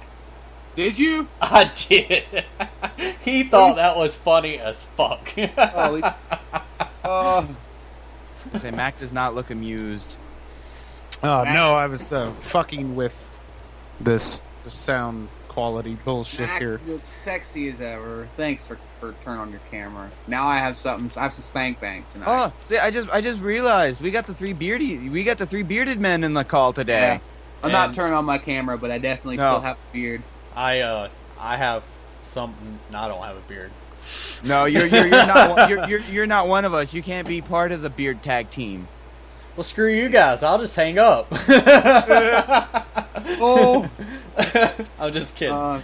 All you guys who are wanting to listen to WWE talk, by the way, I haven't heard if we're going on or not, so I can't tell you yes or no on whether we are. I don't know. No. Also, Bear, I wanted to ask you, I forgot to ask you last time, but it seems like you enjoyed my Hulk Hogan impersonation a little too much. I did. What you gonna do, brother? What are you gonna do, brother, when Hulkamania comes for you? That's funny. Oh, man. Hey, for the WWE talk, if you ever need, I'm sure Hulk Hogan would be more than happy to make a guest appearance for an interview. Yeah, I'm gonna take you, and I'm gonna break you. Yeah, Joe Man Randy Savage. Oh, and just the shirt ripping. Oh, the shirt ripping. But no, I rip my shirt when I'm not doing stuff like that, just because I like to be naked. But no, Dino Mac. I wanted look on Mac's face just now was like, what about you being naked? It was just that look on his face was just perfect. I wanted to tell you something, man. Hey, Mac, I got one of those too. What's up? I wanted to tell you, don't get discouraged. Don't get discouraged in your show, man. Don't ever get discouraged. Look, I'm very discouraged. I'm very pissed off. I can't get enough exposure. I can't get enough exposure time. Mac. Damn it, I get no airtime. I'm kind of like Darren Young. I can't get no airtime. I got big things in the works. You got big things in the works? I got big things in my pants. How about that? I was about to say No, very, very big things. I'm going on EXIT92 Radio, pulling individual episodes, cutting them up, slicing them up, and I'm working on a promo video for EXIT92 Radio. And I'm gonna make this promo video with little bits and pieces, and it's either gonna turn out really, really good, as Nick would say, or really, really bad.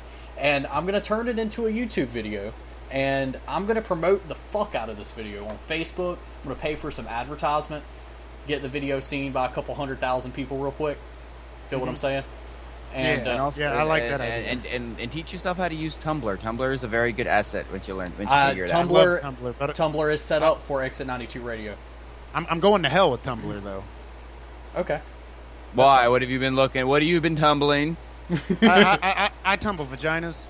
I'm a big fan of vaginas. Sam, oh darn, what was that thing we used to eat back when we were kids? There was a name for it. Oh yeah, pussy. Yeah, exactly. We don't get none of it anymore. No, actually, I've been working on some. I've been gone for a little while. I said it on Facebook that I. What? Matt. Hold on. For this to be an integral show on EXIT92, Ashley has to do something. What? You know what you have to do. What? What are you known for? I can't just do it. You have to, Max. Here, you've got to do it. It's like faking an orgasm. It doesn't work that It way. works. It's like fake. Oh, what does that say about Shots love fired. life? Shots fired. It doesn't work that way. Honey, you got to do it. Oh my god. Just come on, hack up one real quick. There it is. Everybody gets her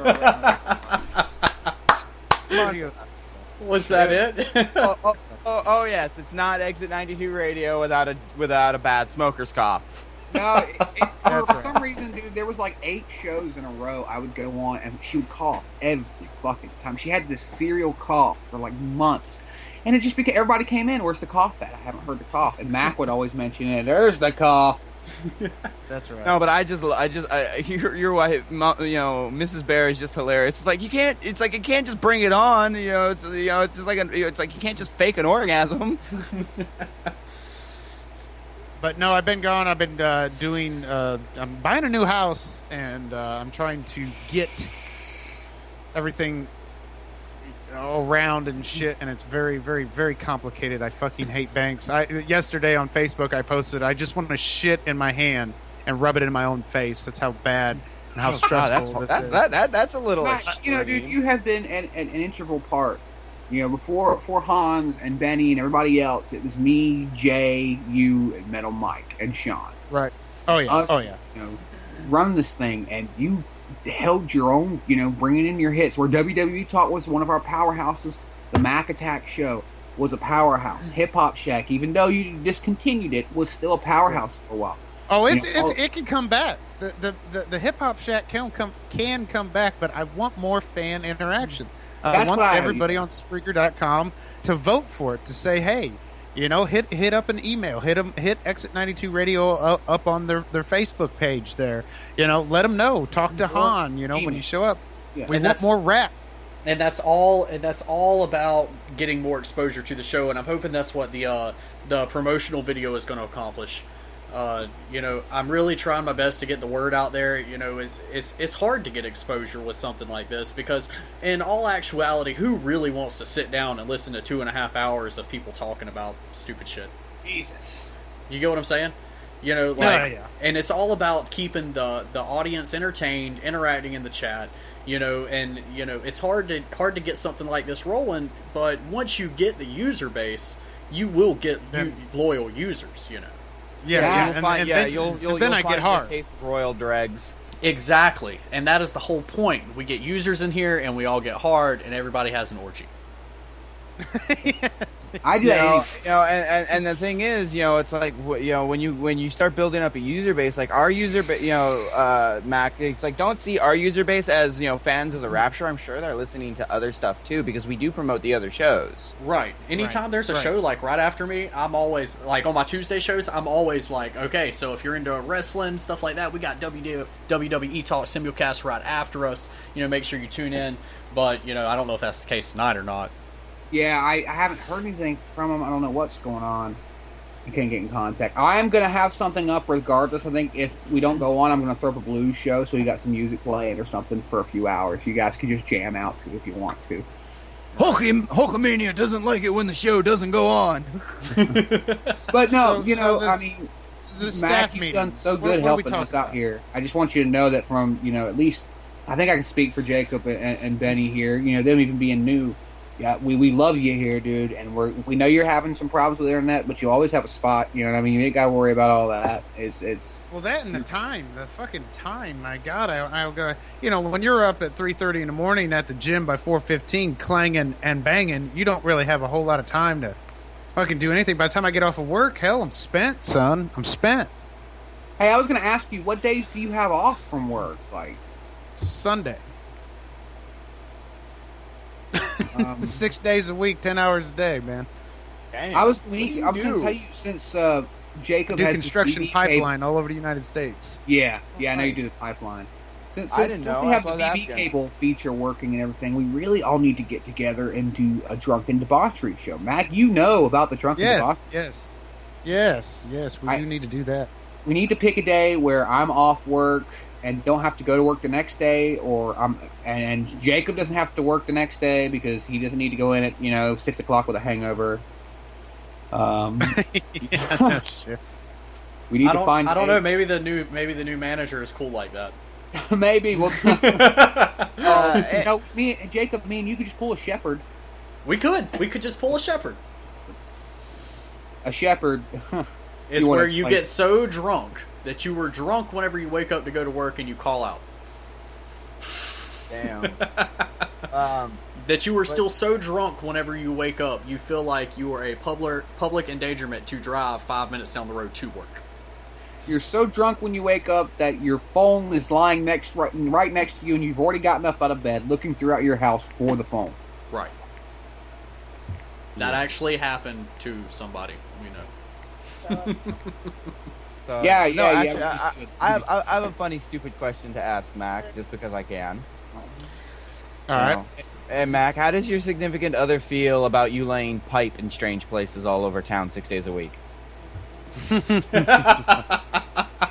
Well, I guess I guess it would be different if she let me lay pipe more often. Since she's not letting you lay enough pipe, you gotta go lay pipe all over town, huh? And all over. That's right. All over the United States. The big ordeal. I get that question a lot. Like, I get that question where people are like, "Well, how do you guys stay away from each other?" You've been married. August 30th, by the way, guys, this is my 13-year anniversary with my wife. Hell yeah! Congratulations! Congrats! Hell yeah! I just here 2 months ago on the 15th. 2 months ago, I adopted my daughter. I thought that was really cool. Yes, that was cool. No, people. I get that question all the time, man, and it's to the point where people are asking. They can't believe it. It's phenomenal. They're like, how do you stay away from each other that long and still stay loyal, still stay together, still make it work? And I would have to agree with my wife when she says it's one of those things you have to. You make it work. You just do it. If you want it to work, you make it work. You make it work. You don't die in your sleep. Right. You don't. Well, yeah. I mean, you as far as keeping the relationship together. I mean, we have Skype. Nowadays, we have technology because me and my daughter were constantly Snapchatting. We constantly text back and forth. We call each other all the time. Especially right now with 15. Oh, she's one of those millennials. Well, I'm a millennial too. The age starts. Yeah, but you don't got your nose buried in your phone like the millennials do. Yes, I do. I mean, I'm not no Pokemon Go motherfucker, but I tell you what, I've got. No, but what I mean by millennial is were you born in the 2000s? Anybody born after 1989 is actually considered a millennial. If you want to get down to it. No, the ages range between 18 to 34 is a millennial. The next after millennials is Generation X, and then after Generation X is the baby boomers. Well, I was born in '89. I ain't no millennial. Right, you make your ideology, like your mentality is probably not millennial, but you're pretty much millennial. I'm not a millennial. I'm not the millennial, like in the same case as like some of these high school kids with their constantly with their nose in their Snapchats and their Facebook and that's why I was saying in reference to like the way that you think and stuff. It's not millennial-ish, but your age group defines you as a millennial. Right. Yeah, well, I will deny it until the day I die. I refuse to be a millennial. Okay. Whatever helps you sleep at night, Benny. I mean, look at Nick. He's a prime example of millennial. Exactly. Nick's like, I'm just gonna be quiet and let this burning rage just start. Nick's probably taking off his T-shirt right now. Nick's got the mentality of an old school trucker. Yeah. Nick has the mentality of go as fast, drive your truck as fast as you can and smoke an entire pack of cigarettes. Exactly, and sing. And sing. And sing while you're smoking the cigarettes. I would love to see Nick try to drive a 23 manual geared transmission 18-wheeler. Nick, okay. Never mind. There is no way in hell I think Nick would be able to drive an 18-wheeler with 23 to 24 gears. I have no With that beard, I'd like to see drive a him do four-wheeler. a Duck Dynasty. Nick said Nick can't drive a four-wheeler. You're like, Nick's like, I barely even know how to walk. I can barely drive the Shoelace Express. Fucking, Ashley can't drive either. She's terrible. The Shoelace Express. He's probably got Velcro shoes, because they're half off. Oh, fuck. I didn't even have shoes when I was a kid. I walked around fucking barefoot everywhere. Oh, hell. Back in our day, we used to walk to school uphill 35 miles in the snow with a fish wrapped up in Real newspaper. quick, Ashley says she's older than everybody. Give me an age call one by one. Jacob, you go first. 24. Dino? 33. Oh, fuck yeah! She was just happy she wasn't the oldest person in the room now. She'll be Hey, I'm happy that I'm not the oldest person in the room. She's going to be 40 in January. Oh, you can suck. How the hell did you marry a 40-year-old? Do you know what? It's a cougar. It's a cougar. Asshole. She's 29. She'll be 29 for the next 15 to 20 years. 27. Yeah, and as we all know in the music industry, 27 is not a good age to be. No, it's not. You need to hurry up and get past 27. I know. I'm too young. I don't need to be joining the 27. I'm glad that I made it past 23, so that way people would start liking me again. I'm glad I made it past 10. Well, that's what Coolio said in Gangster's Paradise. He was 23. He didn't know if he was going to make it to 24. He did. So I was actually referencing the Blink-182 song. Nobody cares. Yeah, Dude, I was in the car earlier heading to Suicide Squad, right? And In Sync came on the radio. Ba, ba, ba, ba, ba, ba. Oh, God, a blast of the 90s for you. I was like, hell yeah. I was a big In Sync fan. I don't care who knows. I used to like the Backstreet Boys growing up. That's because you're a doo-doo face. Hey, have you looked in a mirror lately, Nick?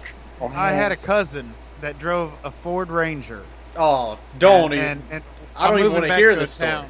That's about population is about 1,500. It's a pretty small town, but there's one stoplight in the town, and that we would always cruise that main strip and with mopeds and small cars and shit. Some people had jacked up trucks, but he had a Ford Ranger. My cousin would roll the windows down, and he'd be cruising Michigan Street with the Backstreet Boys fucking blaring. He had bleached hair and everything. It was fucking... It was the most hilarious. I was sitting at the barber shop. We'd always set up on the step there with the Coca-Cola machine, just hang out, chill. And he'd drive by, and we'd just be laughing our fucking ass. We're like, who does that? Who does that? Hanging out like good old country boys. Yeah, that's about like listening by to the only stop and the only Coca-Cola machine in town. It's just kind of funny hearing fucking Mac Attack. God, I had a brain fart. Talk like that. Like, I hung out at the barber shop by the old Coke machine, and the only red light for miles. The summer was 1943, and the harvest had just came in. Yeah, the harvest just came in. I was telling Hans a little bit about my weekend. I'm not going to go into depth of what I did this weekend because we're on air. But I will say this: my cousin and his friends are weird. Like we were up at Venice Beach, right? Okay. And we're walking down. It's late at night and whatnot, and whatever passerbys are there. My cousin and his friends. My cousin's friends are weird as hell, but they're cool guys. And my cousin's also weird. So after we were walking back to the truck, after half the way through the night of embarrassment of these guys embarrassing me, I got used to it. We all got into the hang of it, and we just started shouting, "Welcome to Walmart" to random fucking passerbys and shit. Now you think that's bad? I woke up this weekend in a tent with Jake Gyllenhaal and my ass hurt. God, I just want to give a shout out. I know Suicide Squad's bad, but I didn't know it was that bad. Dino's got a shout out. Oh, I got a shout out to if you check out Podcast One or here at Spreaker.com. Some great advice. If you guys ever listen to Sex Talk Sunday on the Mac Attack show, definitely check out Sex with Emily on Spreaker.com here. Got a lot of good tips. She's pretty good looking. She's pretty hot. Today's subject is sexual selection. How to pick a better partner. So I'm just saying, good shit. Hell yeah. So are you still doing the Sex Talk Sunday on the Mac Attack Show channel, which is on Spreaker if you guys want to check out more? Yeah, absolutely. We just did Sex Talk 34, I want to say. 34, 35. And we did the Battle of the Sexes. It was pretty good. I'm barely learning about this. It sounds like a show I'd fit right in it. You really need to check it out, Benny. It's a great show. It's where I found Mac Attack. One day I just happened to click on the Mac Attack show. I've seen it live, and he was Googling sex. That's what he was doing. Well, that's what he's always Googling. Can you watch porn on it? See, that's the question we have to answer on every Nerd Central HQ from everybody is, can you watch porn on it? Console news. There you go. And it's my job to find out if you can watch porn on it. No, see, me and Dino have planned on getting me on Sex Talk Sunday for a very long time now, and I'm still trying to get on there. And this Sunday, I was going to find out if you had an open spot, and I might possibly be able to get on there with you for a little bit. Nope, never mind. Fuck it, Nope, because you got to fucking close. I got to fucking close. Fuck. Hey, that's all Ronnie. That's all Ronnie, boy. Since we're on the topic of sex talk, as strange as it may be, since everyone here has a significant other but myself, sadly. Why not? Why not? What's up? I've been hurt too many times. Women have a tendency to hurt me. Mac is the perfect guy for advice. He's like Dr. Phil with a beer in his hand, dude. He's just undesirable. No, I want to dig into this real quick here. All right, go for it, man. Yeah, like exactly what do you mean by hurt you? Like, do you make yourself acceptable to being hurt? No, I mean like they cheat on me. Why do they cheat on you? Or they like, okay, my last ex-girlfriend that I dated was for 3 years. She lived with me. Everything was going great, and then she cheated on me with her best friend that was practically like me but not me. And she broke up with me on my birthday, which sucked. What a ton. So I guess you could say I had breakup sex and birthday sex all at the same time. That's sad, but kind of awesome, I guess. Yeah, the other girl I was dating, me and her are still real good friends and stuff.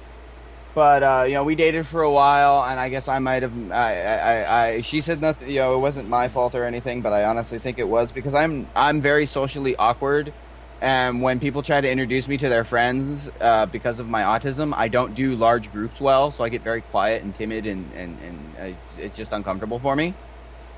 Okay. You don't seem like a person that would have autism. Well, I do. That's incredible, man. I want to. I mean, not to say that's an awesome thing that you have autism. I want to say that you sound like you deal with it and you cope with it very well, just by the way you talk. It's a battle. Every day is a battle. Okay. I'll tell you right now. Having autism is a double-edged sword. It's like there's things that I suck at, but then there's things that I thrive and excel at. There you go. Like music and being a radio host and stuff like that. It's like I'm a social butterfly. I love talking to people, but like if you put me in a group of 10 or more people, I get very uncomfortable very quick unless they're people I know. Okay.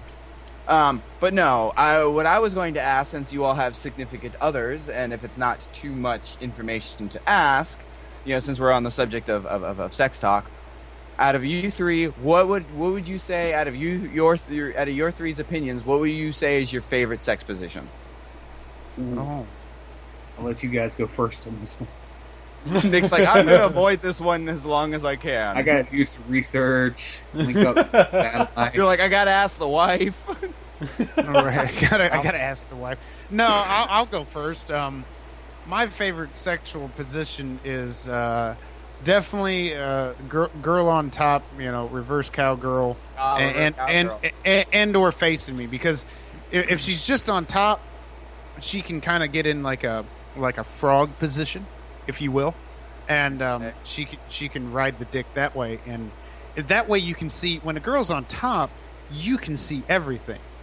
Yes, You can sir. see the vagina. You Yeah, can but see when the the girl's on boobs. top, you have to be, when she's riding you though, you have to be very careful because if they're too rough or don't know what they're doing, they can break your dick.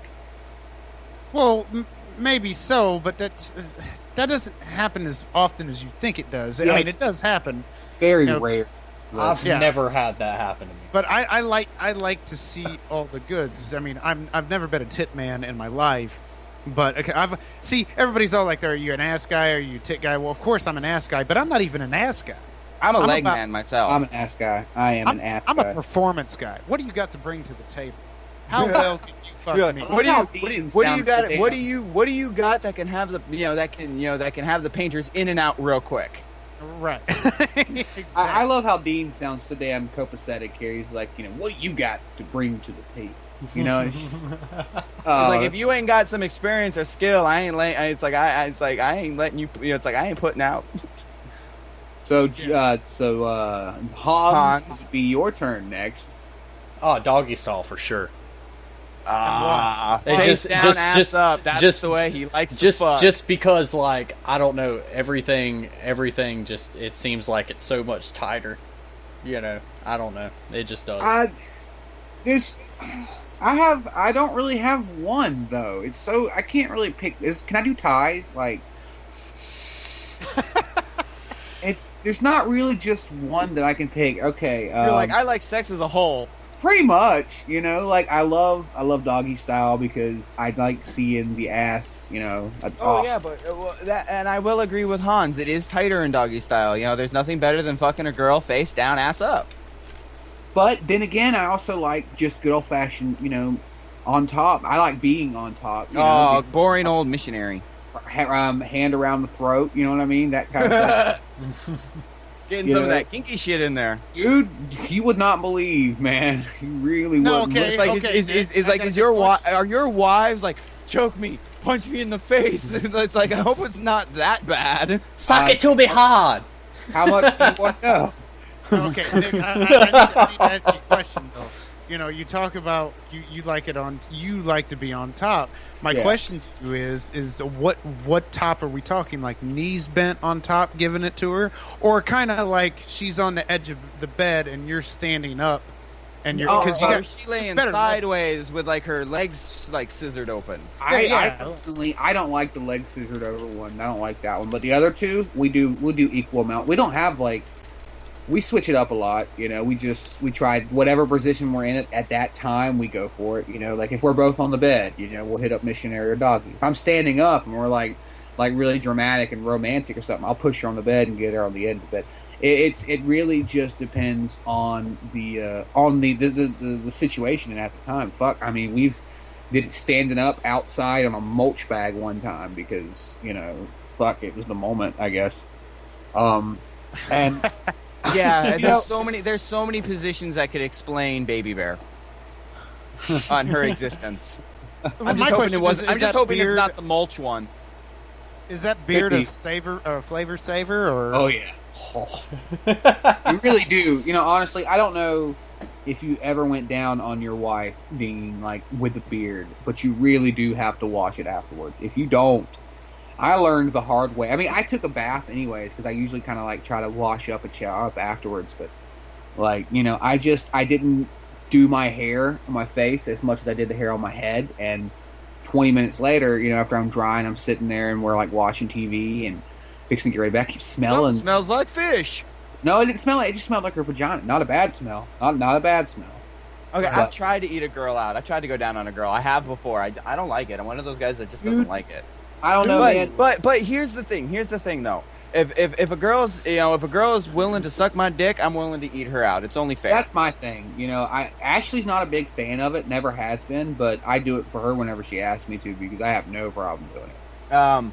But no, I know the perfect way. For all you guys out there, I used to have this problem. If I know the perfect way to do it, I didn't find this out. I got advice from somebody else, and I'm passing that wisdom to you guys if you don't know. If you're having problems with your lady friend down there, if you don't know how to do it, or you're having, you don't want to admit you don't know how to do it, you don't have to say anything.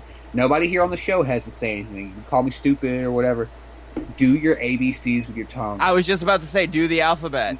Do the alphabet with your tongue. And I promise you, It will be awesome. And when you find that one letter she likes, Stick stop with it, right there. Stay with it. Stick with that letter, keep doing it, and then move on once it starts to, But also, to the guys out there that are trying to get their women to orgasm and stuff, don't go so hard on the clitoris. It's like, come on now, that is more sensitive than your dick. See now, Dean, you do Sex Talk Sunday. You've done 34 episodes. I want to ask you a question that I have never had answers. What is this with, I keep hearing about guys not, I thought this was normal, but I guess it's not, women not getting off every time they have sex. Have you ever heard? Not all women get off every time when they have sex. Right. 39% of women in America today do not get off on intercourse alone. That's a normal. And when I say 39%, if you think about it, that's a lot. That's a lot of. That's definitely I can true. I mean, one hand I can name the amount of times that Genji has not gotten off. But if she's pretended like she has, that's because she loves you and she wants to keep your self-esteem up. Shit. If you're that involved in a relationship, she's gonna tell you didn't go off, she's gonna tell you she didn't get off, and she's gonna make you finish. No, actually, y'all don't know her like I do. She wouldn't lie. I know she's lying. But shit, there's been times that I didn't get off, just on intercourse alone. Oh yeah, there'll be days like you'll be going at it and you'll be going at it for an hour and nothing. It's like, come on already. Hey, but that's not always a bad thing.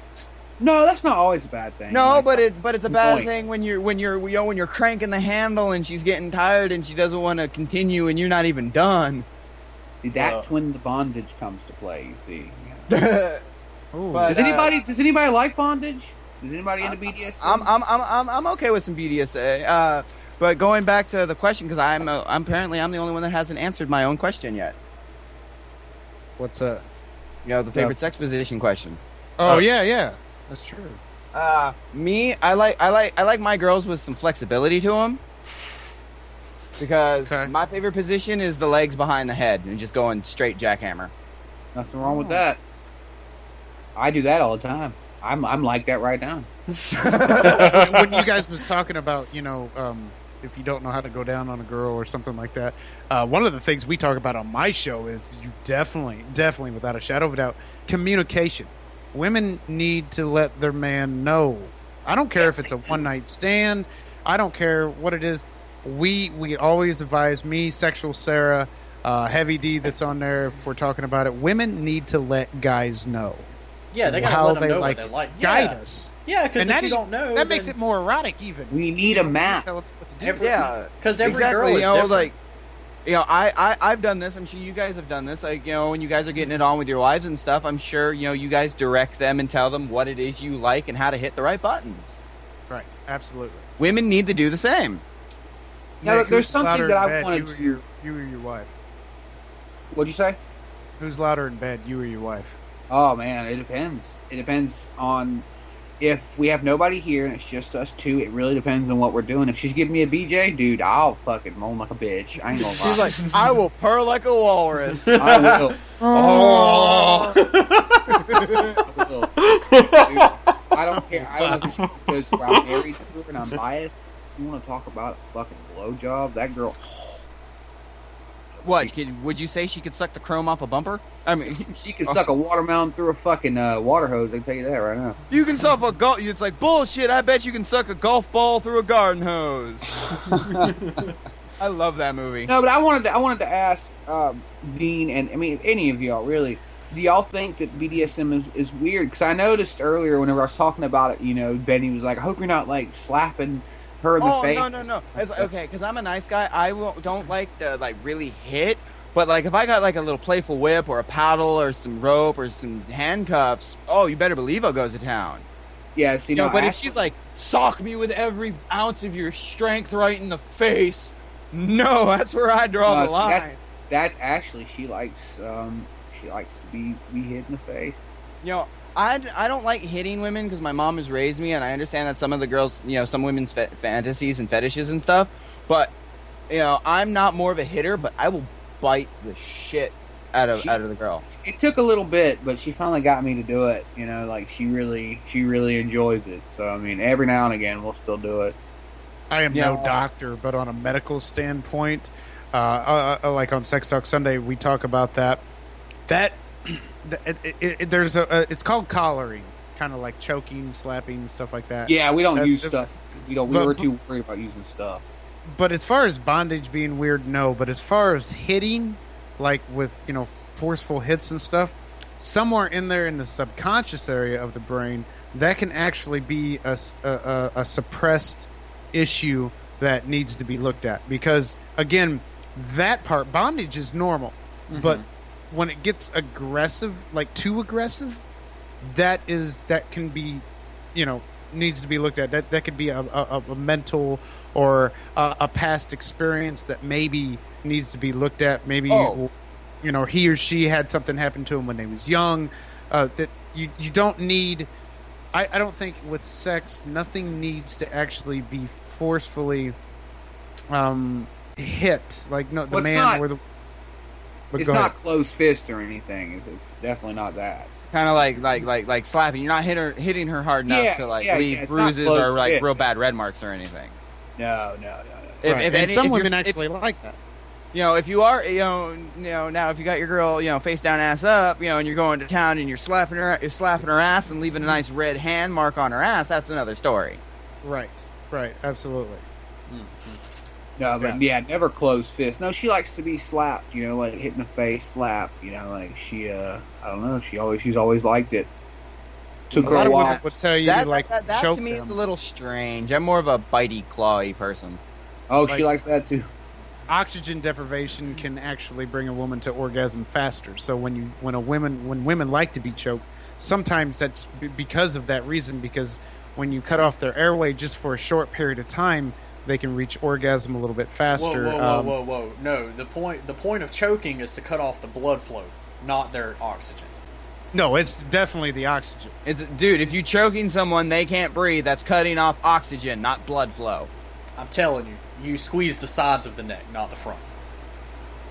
Right, because if that was the case, then you would be cutting off the blood flow to the clitoris, and that would do no good. That would kill stimulation like that. Absolutely. That would kill the mood faster than you seen your naked grandmother get out of the shower. It's cutting off blood flow to the brain.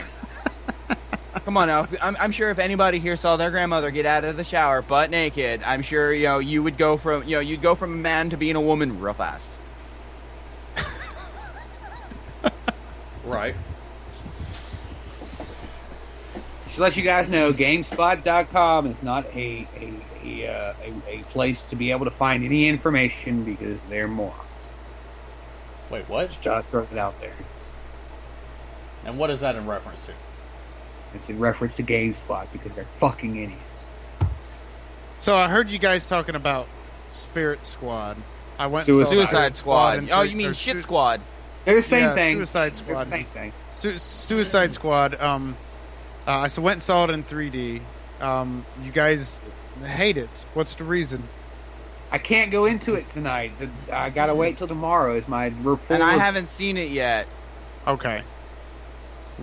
But I'm a big Suicide Squad fan from the comics and stuff. So from what I'm hearing from Bear, it sounds like I'm not gonna like it too much either. It sounds like the only saving grace is gonna be Will. I tend to like it, but I was never a big comic guy. I don't know the stories.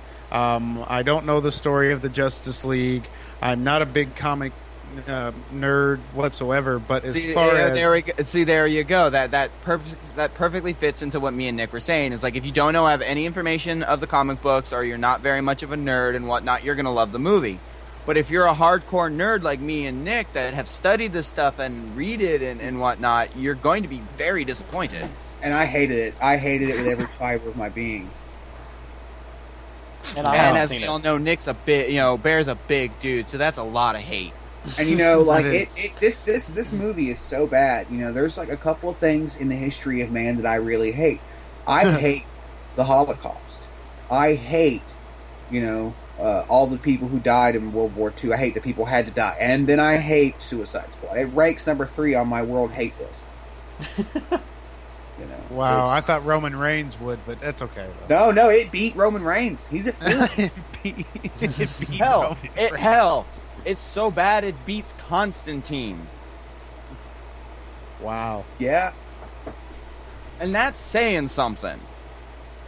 You talking about Wow. Constantine, the movie with Keanu Reeves? Yes.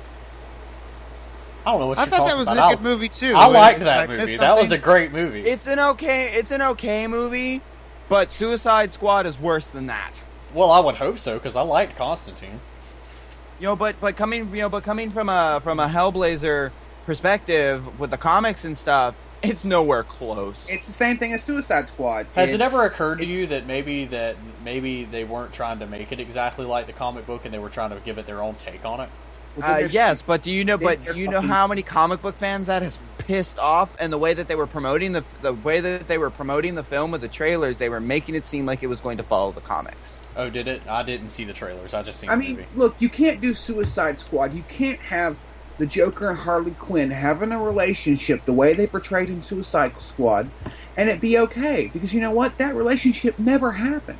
Yeah, there was never a time when it was building to happen. There was never a time that it did happen. Not even in an alternative universes within the DC universe. No, and because of the happened. relationship with Joker and Harley, it's like Harley went straight up lesbian and started, dating Poison Ivy. Yeah.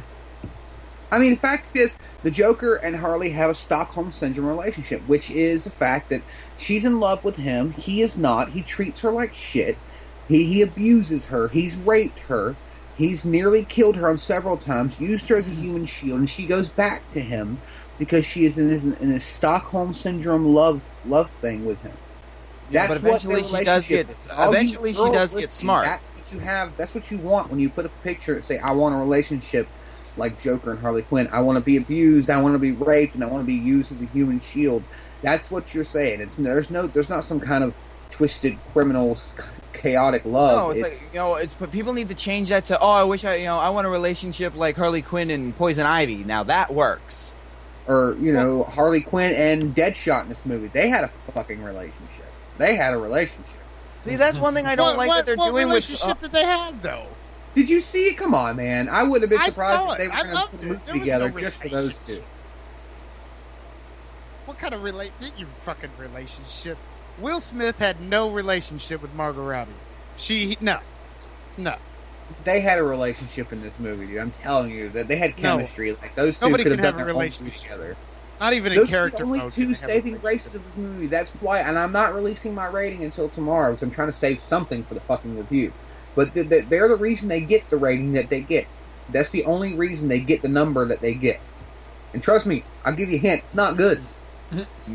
Now, here's one thing that Marvel movies need to... No, not Marvel. DC movies. My bad. Here's one thing that DC movies need to stop doing. Is trying to fill their movies with huge stars. They need to be looking for the smaller people that can play the roles correctly. That's why Marvel movies do so good. They find the perfect characters for the roles. They're not just like, let's get the biggest named actors we can, so it's a star film and whatnot. No, they need to start making good DC movies. What we need is more sex scenes. I didn't like the Joker. I liked the voice, but I didn't like the Joker. The Joker was the worst Joker in the history of DC. In the history of Jokers, he was the absolute worst. Jared Leto, if by some chance you're listening to this podcast or you're going to be listening to tomorrow's podcast, I'm going to let you know something. I want you to get really close into your speaker. I want you to get your headphones on, and I want you to turn it up very, very loud. Make sure the entire room is quiet. Make sure all your bandmates from whatever band you're in, because I can't fucking remember, and nor do I care, are gone or are quiet. And I want you to listen to me when I say, you, sir, did the utmost horrible job of portraying one of the greatest DC villains in the history of the DC universe. And I hope you don't sleep well at all tonight. And I hope that you get a flat tire tomorrow morning when you leave for your next job. And if the rumors are true, the way I'm hearing them, and God, I hope that is a big if, and I'm not saying anything, I'm leaving that for tomorrow. If the rumors are true, Mr. Leto, I'm going to hate you for it. You're going to be my next Roman Reigns. I hope you're prepared for that. I guess you. Hey, this actually fits in perfectly. I guess we could give Jared Leto the curb stomp. We could. Oh, we could give him the curb stomp. Why don't we give him the deserves it? It's Jared. Why Leto. don't we give him the curb stomp from destroying for one of the best supervillains ever? Yeah, he deserves it. I mean, if you guys, we can do the curb stomp. Do the curb stomp. Do the curb stomp. Do the curb stomp. Go for it. All right. So Jared Leto is worthy of the curb stomp of the week. Put your fucking mouth on the curb. Put it on the curb right now. All right. He got the curb stomp. He's been curb stomped. Good. You know, from other reviews that I've seen, it's like I've heard people say, "Oh, it's like Jared Leto's Joker laugh sucked ass."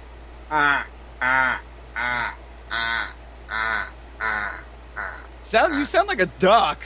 That's his laugh. Oh my god! He gave Joker a duck laugh.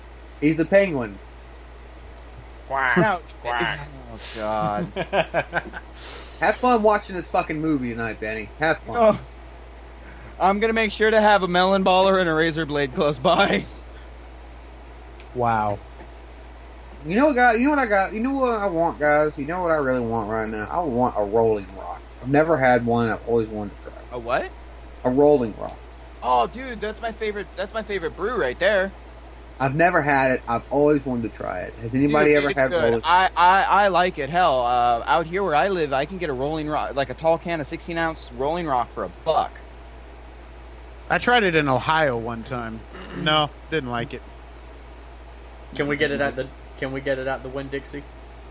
No, we don't have it in Winn-Dixie, but it's at the little Jinx store down the road from us. You know, my all-time favorite beer though would have to be Guinness. I like dark ales. Yeah, Guinness is good. Guinness is good stuff. Michelob Ultra. That's great. I like my Budweiser. Guy talk. Oh, you like moose piss? I like that. I like my Budweiser. You can drink all the moose piss you want, Hans. Okay. Moose piss. You're talking about Rolling Rock. More moose piss for me. I'm sorry. I'm sorry. Where I live, people drink Bud Light like it's water. And I don't drink Bud Light. I drink Budweiser. Budweiser, Bud Light, it don't matter. It's all Bud Light is watered down. Budweiser it's very is not. different. It's very different, Bud Light and Budweiser. I don't like Bud Light. I like Budweiser though. Give me a Corona. Give me a Coors. Ooh, you're a fucking Coors Light, the designated driver beer. I like that one. Give me Dos Equis, give me Modelo, give me that kind of stuff. That shit's Hey good. man, we'll get you a PBR and set you on your way. I got PBR? some PBR right here in my buttocks. You know what PBR is, don't you, Benny? Pro Bull Riding Association? No. I was gonna say, what is that? That's a kind of beer, right? Yeah, it's a kind of beer. Pabst Blue Ridding. It's like Actually, you know what? Fuck that. I know something that's better than beer any day. Hook it up with some of that good old 4X moonshine. Hey, I know about some moonshine down here in the South. Oh, you don't know about them. Give us some of that 3X We got and 4X weed. moonshine, and we'll be happy. Some good old fashioned drain alcohol. Yeehaw! Fucking You ever played moonshine pong with 20-year-old moonshine? God damn, dude! I don't even think you'd be able to finish the game. You'd probably die of alcohol. We didn't finish the game. Have you ever played vodka pong with Clear? No, but I played moonshine pong. We didn't finish. We didn't finish either. At least I think we didn't finish. I The, really set, can't remember. the setup No, of cups actually lasted 2 games.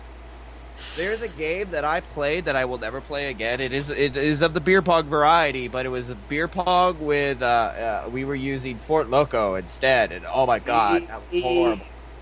Yeah, Four Loco. Dude, Fort Loco juice, any of those kinds of alcohol right there can kill you because it's hard alcohol mixed with energy drink. Not anymore. Yeah, Not? they changed the formula. Not They anymore. had to. They had to because too many college kids were getting killed with it. Oh yeah, well I know Jaeger bombs are illegal. Your mom's illegal. I can go up the road to the bar and order a Jaeger bomb. Yeah. You're not supposed to. Now, what you want to get in Hilliard, Florida, is at the State Line bar. They make this little cocktail. It's called a Reason to Live. They put it in a mason jar, and it's like 15 different shots with a splash of pineapple juice. You can't even taste the alcohol, and it's like 15 different shots with a splash And whenever I say a splash, I mean literally a splash of pineapple juice. You cannot taste the alcohol at all, but it will fuck you up.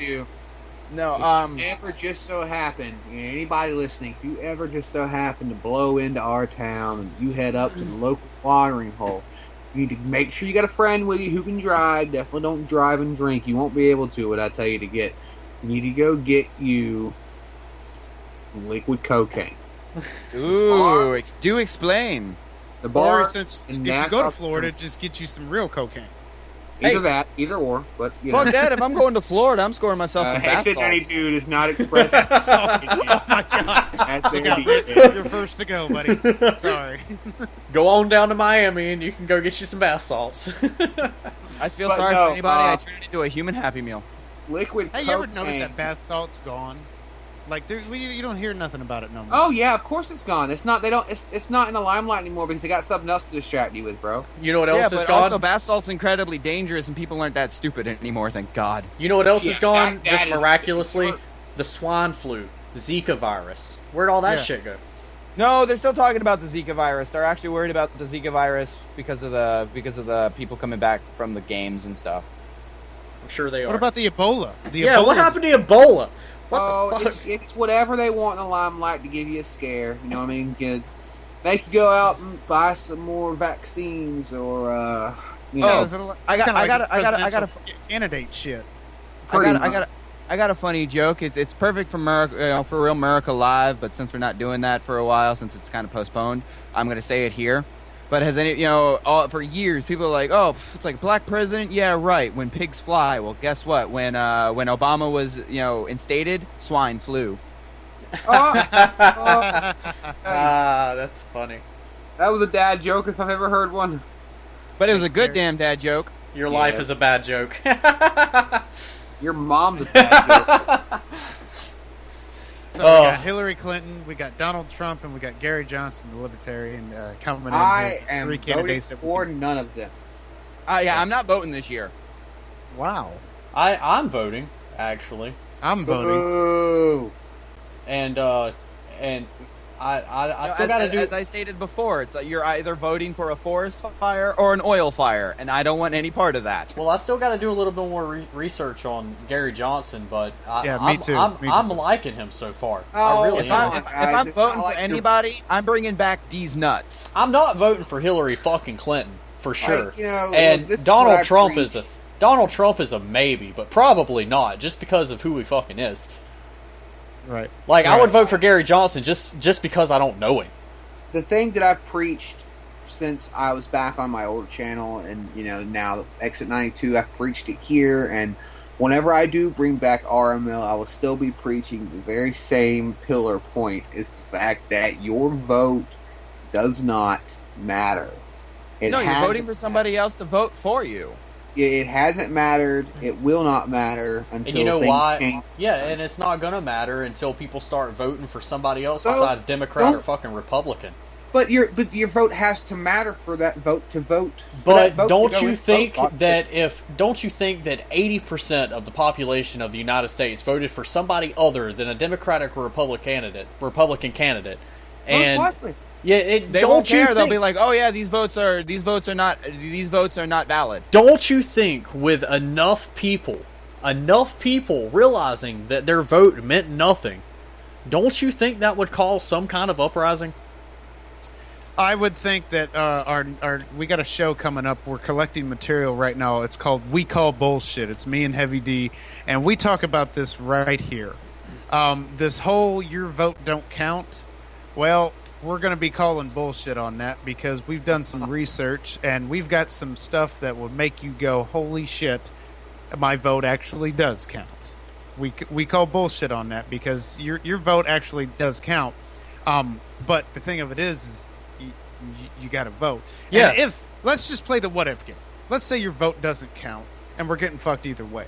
Then don't you think that in the Declaration of Independence, it states that it's our duty as Americans to overthrow our government when they no longer have the best interest of the citizens?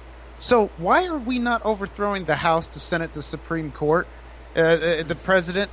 Why are we not just burning that son of a bitch to the ground? Because everybody's too comfortable in their lives. Exactly. Right. Everyone's brainwashed. Everyone has the wool pulled over their eyes, and the people that Everybody are like goes see us. I suicide. know that you may have a lot of research built up and some examples, but the prime example is the election 2000. Man, how do you explain that? How do you explain? How do you explain Bush winning? Gore won. Gore had that election. He won it, and they gave it to Bush. It should be on the popular vote and the popular vote alone. The And why Electoral wasn't it talked Congress about? is unconstitutional in general. And then Not whenever just not just election 2000, but in general, the Electoral Congress is unconstitutional. It was put here for a reason when the country started. That reason is no longer valid.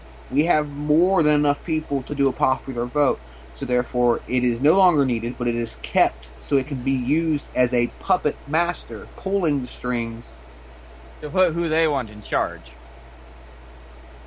That's why I don't believe that the voting counts. That's why I would rather stay home and play fucking video games or, read a book or, fucking do a talk show on EXIT92 radio. Cheap pop there. Thanks, Mick Foley. Then go vote on election. Yeah, just follow the rest of the masses, right? Just do what they do. No, it's not something I'm not following anyone. This is because you're doing what they programmed you to do. But going and voting is doing what they you lose either way, and that mindset you've got there, you lose either way. Join a militia, overthrow your government today. And here's the other thing that proves that the Electoral College is messed up. Bernie should have the vote in the bag. He shouldn't have even been kicked out from the running. He should still be running and be president because he was the popular vote. Well, here's the thing. He dropped himself out. Yeah.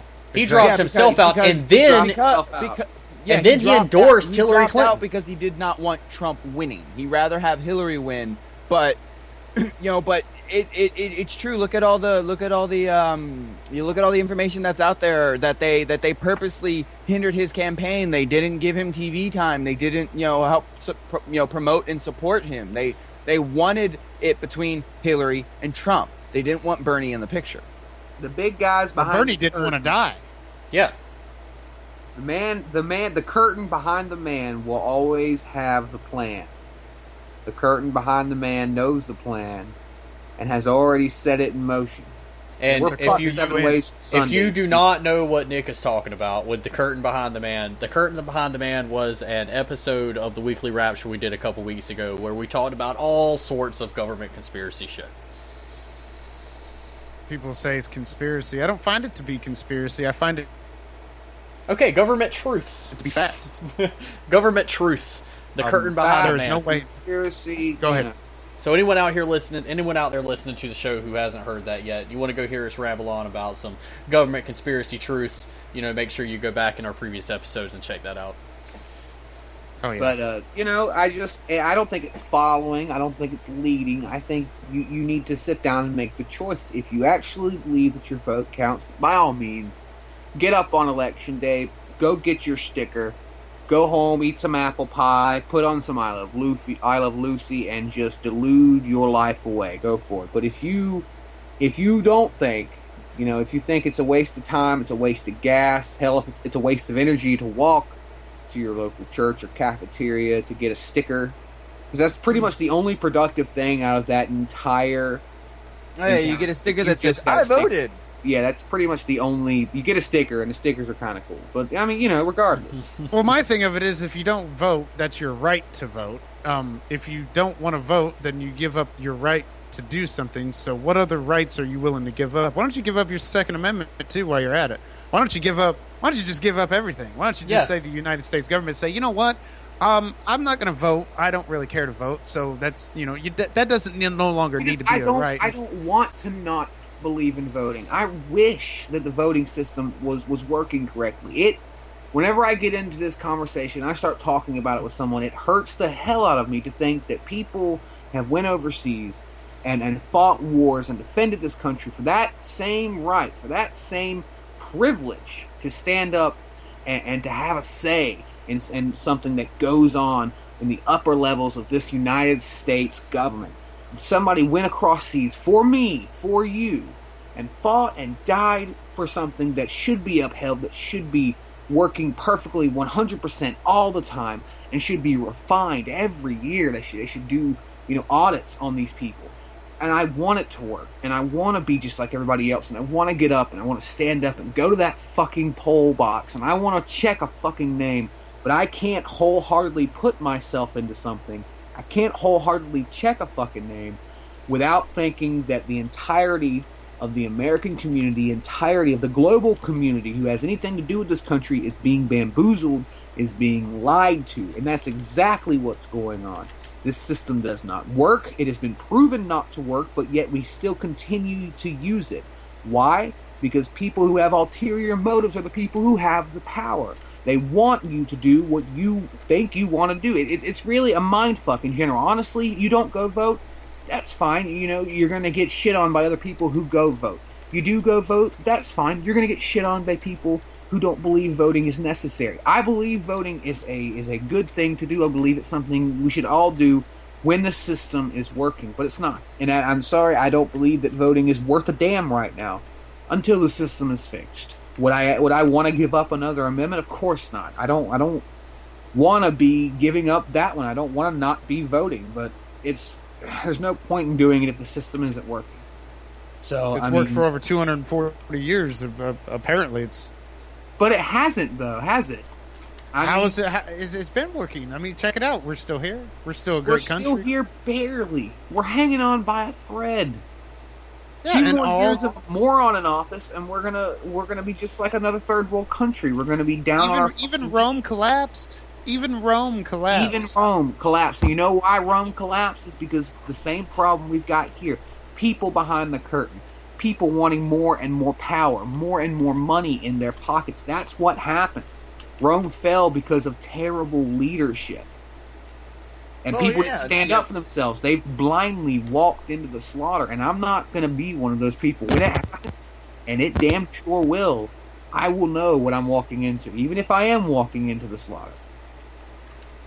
Yeah, that's my thing about it is a lot of people are like, oh, where's the peace and the love? And, and I say, people don't understand. I think we need another civil war. I think we need another. I think we need a war. I think we need to weed out. It's natural selection, people. That's survival of the fittest. I'm an extremist. I fully, wholeheartily believe in that. Careful on your thought process there, buddy, because there is mentally disabled people present. Well, okay, and I respect that, but to a point, I'm not about being politically correct either. I'm all against the hurt feeling generation, and it's like, look, when the survival of the fittest, when I talk about that, what I mean by that is that this country is more divided than we ever have been ever. We are 50-50 down the line, and I think there has to come a time where we don't need a World War III. I think we need to go to another Civil War II. I think that you will see martial law in the next 10 years. You will see brother versus brother, man. It's gonna be that way. It's gonna happen. It's gonna happen. There's no denying it. So why don't we just get it out of the way and just do it and overthrow the government and constitute it back to 1776 where we had it, where it was good and it worked. Yes. But here's the thing: if martial law does happen within the next 10 years, and we're all still here together doing, EXIT92, let's all make a promise that we will not fight each other. That while everyone else is blowing each other apart and whatnot, we'll be sitting here making our radio station like usual. We don't even know if Spreaker will be around when that happens. No, probably. Honestly, what'll happen, I'll give you a quick scenario of what it's going to look like, what the wasteland of the United States is going to look like in 10 years. Borderlands. Yeah. It's Borderlands. Awesome. A Borderlands Fallout scenario. Nuclear fallout, of course not. I don't think that we would nuke ourselves. That is kind of far, but not actually, that. No, what?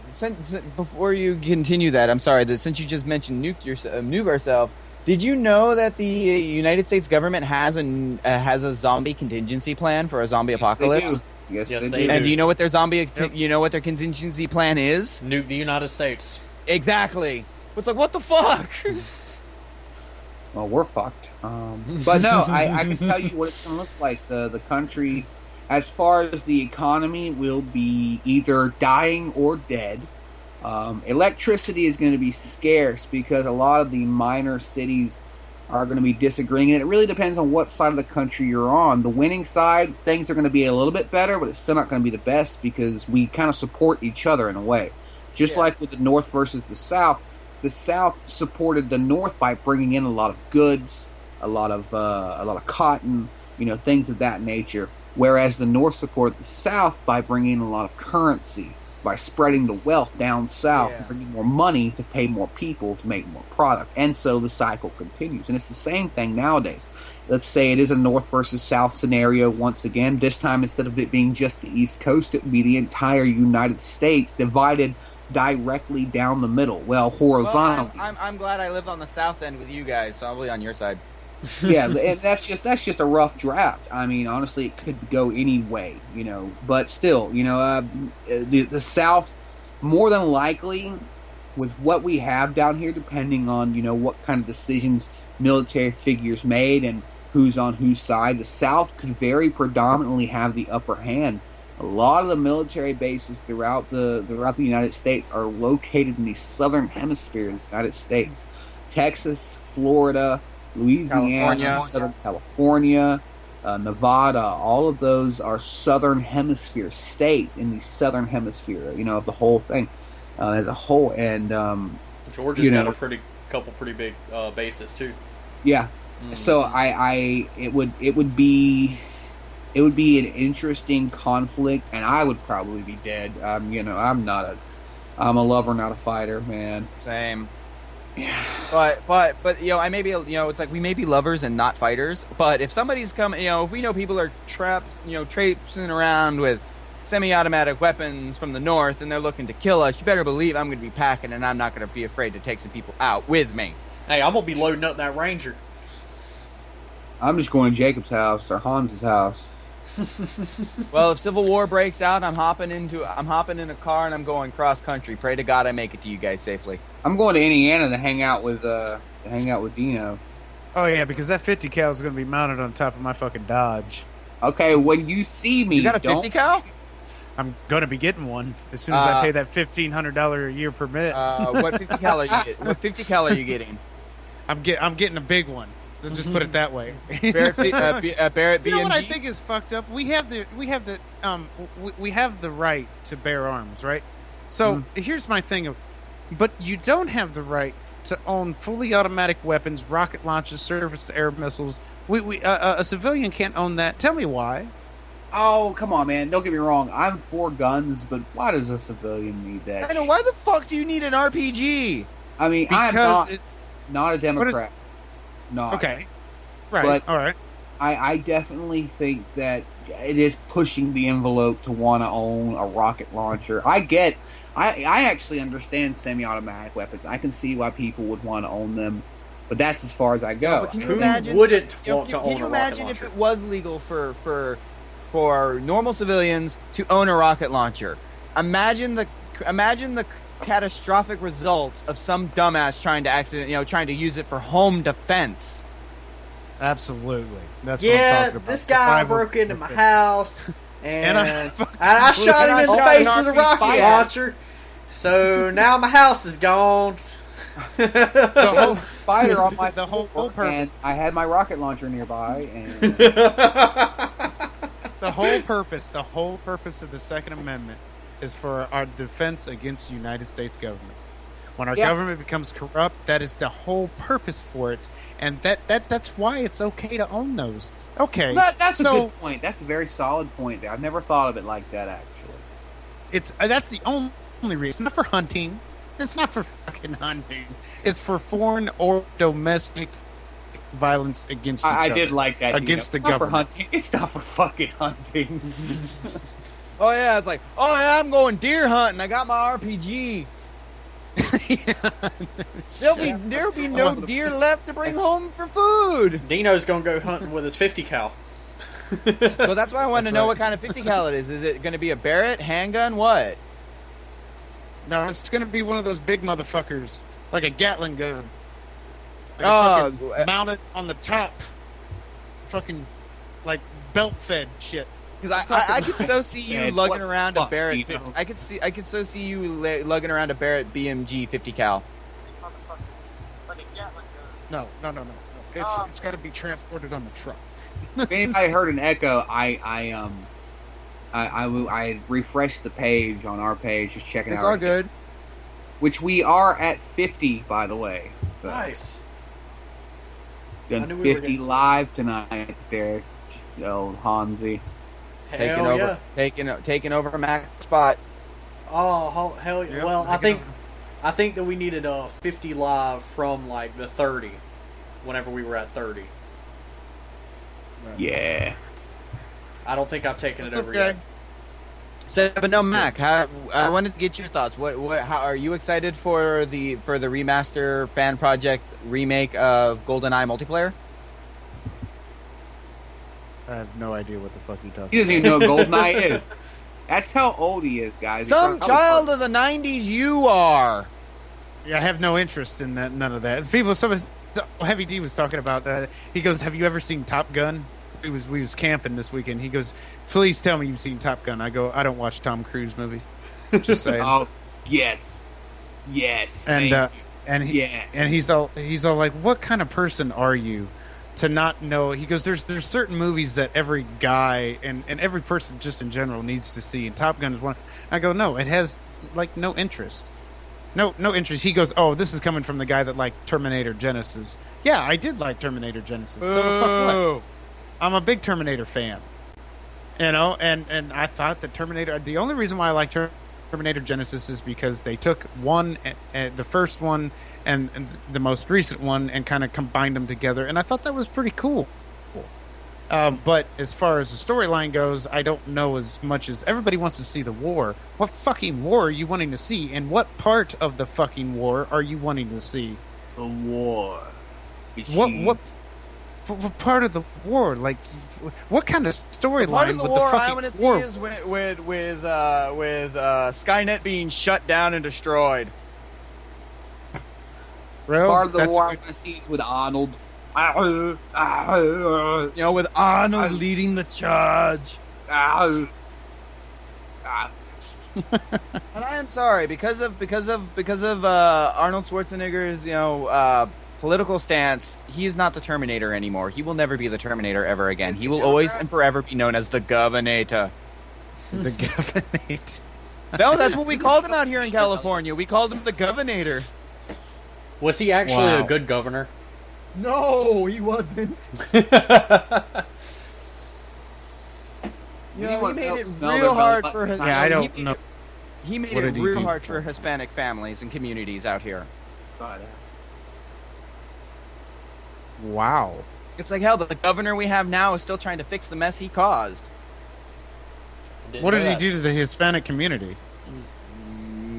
Yeah, a lot of the communities and stuff that he was supposed to help, he ended up moving money other places to do other things instead of what he was said that he was going to do. Typical. Sounds like another politician. No. It's like, Arnold, you were the chosen one. We trusted you. Yeah. You were supposed to change things. Shut up, Anakin. Anakin Skywalker, guys. Anakin Skywalker. Arnold Skywalker, more like it. That movie was... Dude, the freaking Star Wars negatives were horrible. They were all terrible. Oh, I call them Wars. There's I call the another fucked prequels up the movie. negatives. What'd you say, Dean? Now, there's a fucking Star Wars. Are you shitting me? That's another one I don't understand. But Heavy D has every one of them, and he is going to set me down and in his order that I need to watch him. And I told him, I go, I really don't care for Star Wars. Even when I was a kid, it didn't even look interesting. I was like, what the fuck is this? wrong with you? There's I know, nothing dude. interesting. I'm gonna about tell you right that. now. I'm gonna tell you right now. The best Star Wars films are 4, 5, and 6. 7 is also a really great one, but 1, 2, and 3 were just absolute shit. You It's don't need boring. It's all LWD. space politics.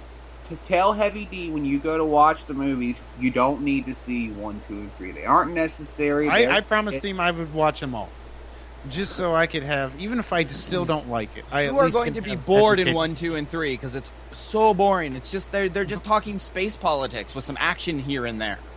But he does. He's the movie guru. Like Heavy D's the movie guru, and him and Casual Cam, they got it down. And he told me, he goes, I have an order of what I want you to watch them in. He goes, and then you'll be able to better understand them. I'm hoping the order is 4, 5, 6, 1, 2, 3, then 7. Something like that. Start with the good films first, then go to the crappy ones. And then he said, then he goes, you can base your opinion on it. And I was like, I will. Wait, you've never seen Star Wars? That's what we've been talking about for the past, 10 minutes. I didn't understand that you've never seen Star Wars. What is wrong? I've never seen them. I never wanted to see them. They don't Nick, you can't ask him that question because you have avoided Dragon Ball, anything Dragon Ball related, for over 20 years. So you can't give... You can't give Mac grief. But Dragon Ball sucks though. Dragon Ball Z? Yeah. Dragon Ball Z is amazing. Oh my God. I watched I had a buddy in Indiana that we watched most of that Dragon Ball Z series high. I mean, I was higher than Giraffe's pussy. And wow. I thought I don't remember any of it, but it always looked cool. Like it was always interesting. But Dragon Ball Z ain't too bad. I mean, that gets into more Chinese anime, and I'm not a big fan of anime or anime porn, but that seems to be a big. Well, that's where you and I differ. I'm more of a guy about movies on true events, actual inspired, actual events that actually happened, like history, like Civil War movies. War Dogs is coming out. You know what movie is actually really, really good that I really thoroughly enjoyed? When We Were Soldiers. Okay. Never heard of it. It's a war movie. It's a war movie. I couldn't have figured that one out from the title. Another one of my favorite films is Full Metal Jacket. Oh yeah. Yes, MIC. Who's the leader of the club who's made for you and me? MICKAYMOUSE. Mickey Mouse. Mickey Mouse. Forever Waver Band. Yeah, I like how they sung the Mickey Mouse Club song in that movie. Yeah, but that's movies based on true events. I like Wolf of Wall Street. Awesome. That movie was long and boring. I fucking loved it. Every fucking bit of it. That's because DiCaprio is the greatest actor ever. I had to split that movie up to. I had to watch that movie within 3 days. I had to split it up into a 3-day event. It was just too long for me. Wow. Okay. But again, yeah, like I think it's is it War Dogs coming out? Yes. Yeah. That looks hilarious, and again, based on true events. Now, not everything in the movie is going to be a true event that actually happened, but some of them are. So I kind of like that. I like. Yeah, one thing I didn't know: Domino, based on true events. You didn't know that? Yeah. No, I didn't. What next? You're going to tell me Radio? You didn't know Radio was based off true events either? The fuck is Radio? Radio is a movie about a black guy with a radio. Okay, I don't. Okay, see, this is where I'm going to get a little defensive because he's meant. Radio was a real person and he was mentally disabled. Okay. I've actually never seen Radio. It was a really good movie. It's a really good movie. Another movie that I really liked was Rayman, whatever it's called. I've never seen that either. Where he's like really good with mathematics and he can see the numbers. He was severely autistic, and that movie has played a big inspiration in my life. Just because I am who I am doesn't mean I can't do what I want to do. Yeah, I've never seen it before. I've just never seen it. It was funny. My daughter was sitting at home, and she's got one of those guy best friends where she put him in the friend zone. So that kind of I hate being friend zoned. Yeah. Well, anyways, so he was with his brother, and his brother was at the gym. And speaking of disabled people, he took a Snapchat of a guy with no arms lifting weights. He had a rope, and he was at the gym working out. And it said, the Snapchat said, that's dedication. And my wife was telling me about it, and I said, no. Screw dedication. That's making no excuses. That's not it's like, crying. I got no arms, I'm still going to pump iron. That's right. That's right. And that's what I respect mostly about people that are disabled, that achieve great heights that most people are like, other people that take for granted that they can do. It's like, some of these, disabled people are making heights of triumphs that most normal people can't do because they have an excuse. An excuse. Yeah. Big. I hate that. I hate that shit. I don't like it when people sit there and their butt hurt. Oh, you said this about me. Like women right now, like if somebody said that the term female is actually, they're offended by that. I don't because see you're why. not classifying... Because that's their gender classification, female. No, woman would be. You're not. When you call them a woman, you're relating them to. They say you're relating them to a human being. Female could be female anything. You're just identifying them by their parts. And I said, "Oh Jesus Christ, are you serious? Like really? Like we don't need." That'd be like us men being being butthurt to be like, "Oh, you called me male. I don't like that. Fuck you." Yeah, no shit. You calling me male because of my sexual parts, and I don't think that's right. I'm a man. I'm fucking man. That's just nitpicking. Mm-hmm. For real. That's what our country's turned into right there. Butthurt feeling motherfuckers. That's just what they do. You can't say anything. You have to be politically correct all the time. I think Nick would agree with me. You have to nuts. walk on eggshells. Not Dino Mac. Well, Dino Mac don't give a fuck. Dino Mac would take his pants off. That's right. I will take my pants off in the middle of public and do the helicopter. Oh God. That's if you're long enough. It's not big, but it's very cute. Does it put off ample wind supply when you're doing the helicopter? No, but I was able to lift up off the ground about 2 inches. So you get that thing spinning fast enough. Oh man. What's Nick doing right now? He said BRB. Oh. Probably taking it down. I know one thing's for certain though. My tummy has the rumblies. For sure. That... We might be wrapping it up here shortly.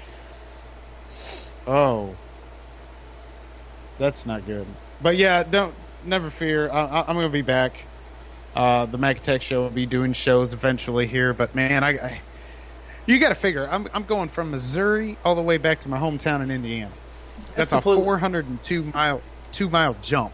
That's completely understandable, man. And nobody hates you for missing out on a couple of shows. We just had to call you out a little bit, because we love having you here on the station so much, And I've only known you for 2 months, but whenever I first started doing this show, I looked to your show and Boo Bear shows for inspiration on how to actually do a podcast, because this is basically what this is. Because I've never done this before. This was just kind of like something new for me, So I really looked for your show I really looked to your show for inspiration. I'm surprised people liked my stuff as much as they did. I really didn't see. I was just one day me and Heavy D we just I said on Facebook, I said I'm gonna start my own podcast. I was like, I don't know how yet, but I'm going to do it. And he jumped all over it. He's like, dude, you got to let me be co-host. You got to, he's all like, are you really going to do this? I was like, I'm going to give it a hell of a shot. And it actually, blew up with some of my friends from Indiana and Missouri. And then Nick found me. That was fucking cool. Why is Heavy D named Heavy D? Is it because he has a heavy D? No, I'm the only person in the world that's called him Heavy D. His name's Dustin, but I call him Heavy D. He's a bigger gentleman, and he's been like that all of our lives. I've known him ever since I was born, I think. But he's a good friend. But he was the best man at my wedding. With over 15,000 plays on your Mac Attack Show Spreaker page, you've got to be doing something right.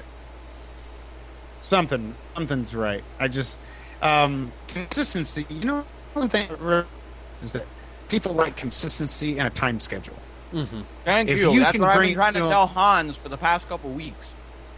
Yeah. If you bring people, and I also hear on Spreaker, there's something. Let me go to it real quick that I always listen to.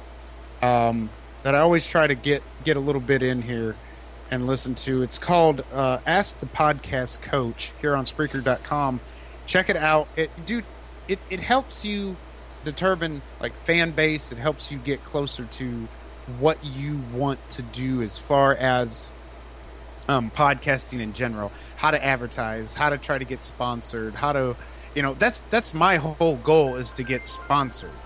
So I no longer have to use my own money for the show. Right. I would like to get sponsored. I hate to interrupt you here real quick, but I gotta take this phone call, so I will be right back. Okay, go ahead. And I'm still here listening to you. Oh yeah, Matt. but the podcast coach is really cool, and it's definitely I encourage everybody to take a listen to it. If you do your own podcast on here, it gives you great techniques. You can go through their archives, listen to other shows, and that's what I've been doing. But at the same time, I'm working on We Call Bullshit. That's another new show that I'm bringing to the Mac Attack show. I'm looking for more content. I'm actually building more content as we speak right now for both EXIT92 Radio and my show. Nice. So I needed to focus on that because, I mean, why set up here and take up EXIT92's hourly, if we're not getting the plays, and I'm not a big time waster. If I'm not getting the plays, I'm not playing the show. I'm not doing the show. I got to know that, people are listening, and people are listening. Average on my show and live is anywhere between I think the average is, I can average about 30 listeners live, and then like Sex Talk Sunday is on an average of 100 and up plays. You lying. I'm honestly, I'm gonna have to check out that podcast DJ or coach or whatever because I'm gonna need some help because I'm in the process of setting up my own show. EXIT92 radio. I'm gonna try to either do it on Mondays or Wednesdays if we don't have anything going on Monday because I want to call the show Marijuana Mondays. And it's just basically, and it's just gonna be me and my cousin and some of our friends talking about some of the pot laws and stuff that are going around, and it's legal where I live. Wednesdays at 6 or so my time is my show, and Mondays at like 2 to 4 somewhere around there is Metal Mike. So you'd have to talk to Metal Mike or. Well, that's the thing. Is we were gonna go on late at night when nobody's awake. Oh, see, if you're gonna do that, then yeah, I go from 6 to 6, 7, 8, 9. Yeah, we'd probably be going from 9 to Cast Coach midnight,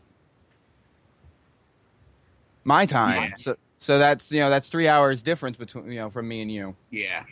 So that would be we need some more good late shows on here for sure. So yeah, don't be surprised if a bunch of dubious potheads start tuning into EXIT92. And listen to some of these topics that Ask the Podcast Coach talks about. Listen to that. How long does it take to build a podcast audience? How do I get started? Low budget podcasting, finding topics for your show, the joys of the live podcast. How long should your intro be? How long should your intro be? This show is a little bit about that and some more, but it's like 58 minutes long. They give you inside tools and techniques to use to create a better podcast.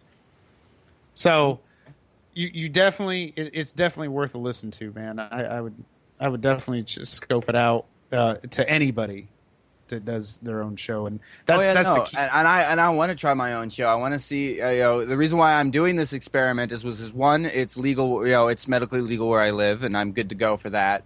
And two, I just want to. I want to see what kind of viewers we can pull because cannabis, no matter where you are in the United States, is a big topic. Mm-hmm. And I'm sure a cannabis show would pull the potheads, the cannabis users from far and wide to come listen in and voice their opinion. Oh yeah. Yeah, that, and also it's a good excuse. You know, it's also my excuse to be like, yeah, I'm doing a radio show. Now let's smoke some doobies. That's right. Dubious. That's right. Dubious. But yeah, Sex Talk Sunday.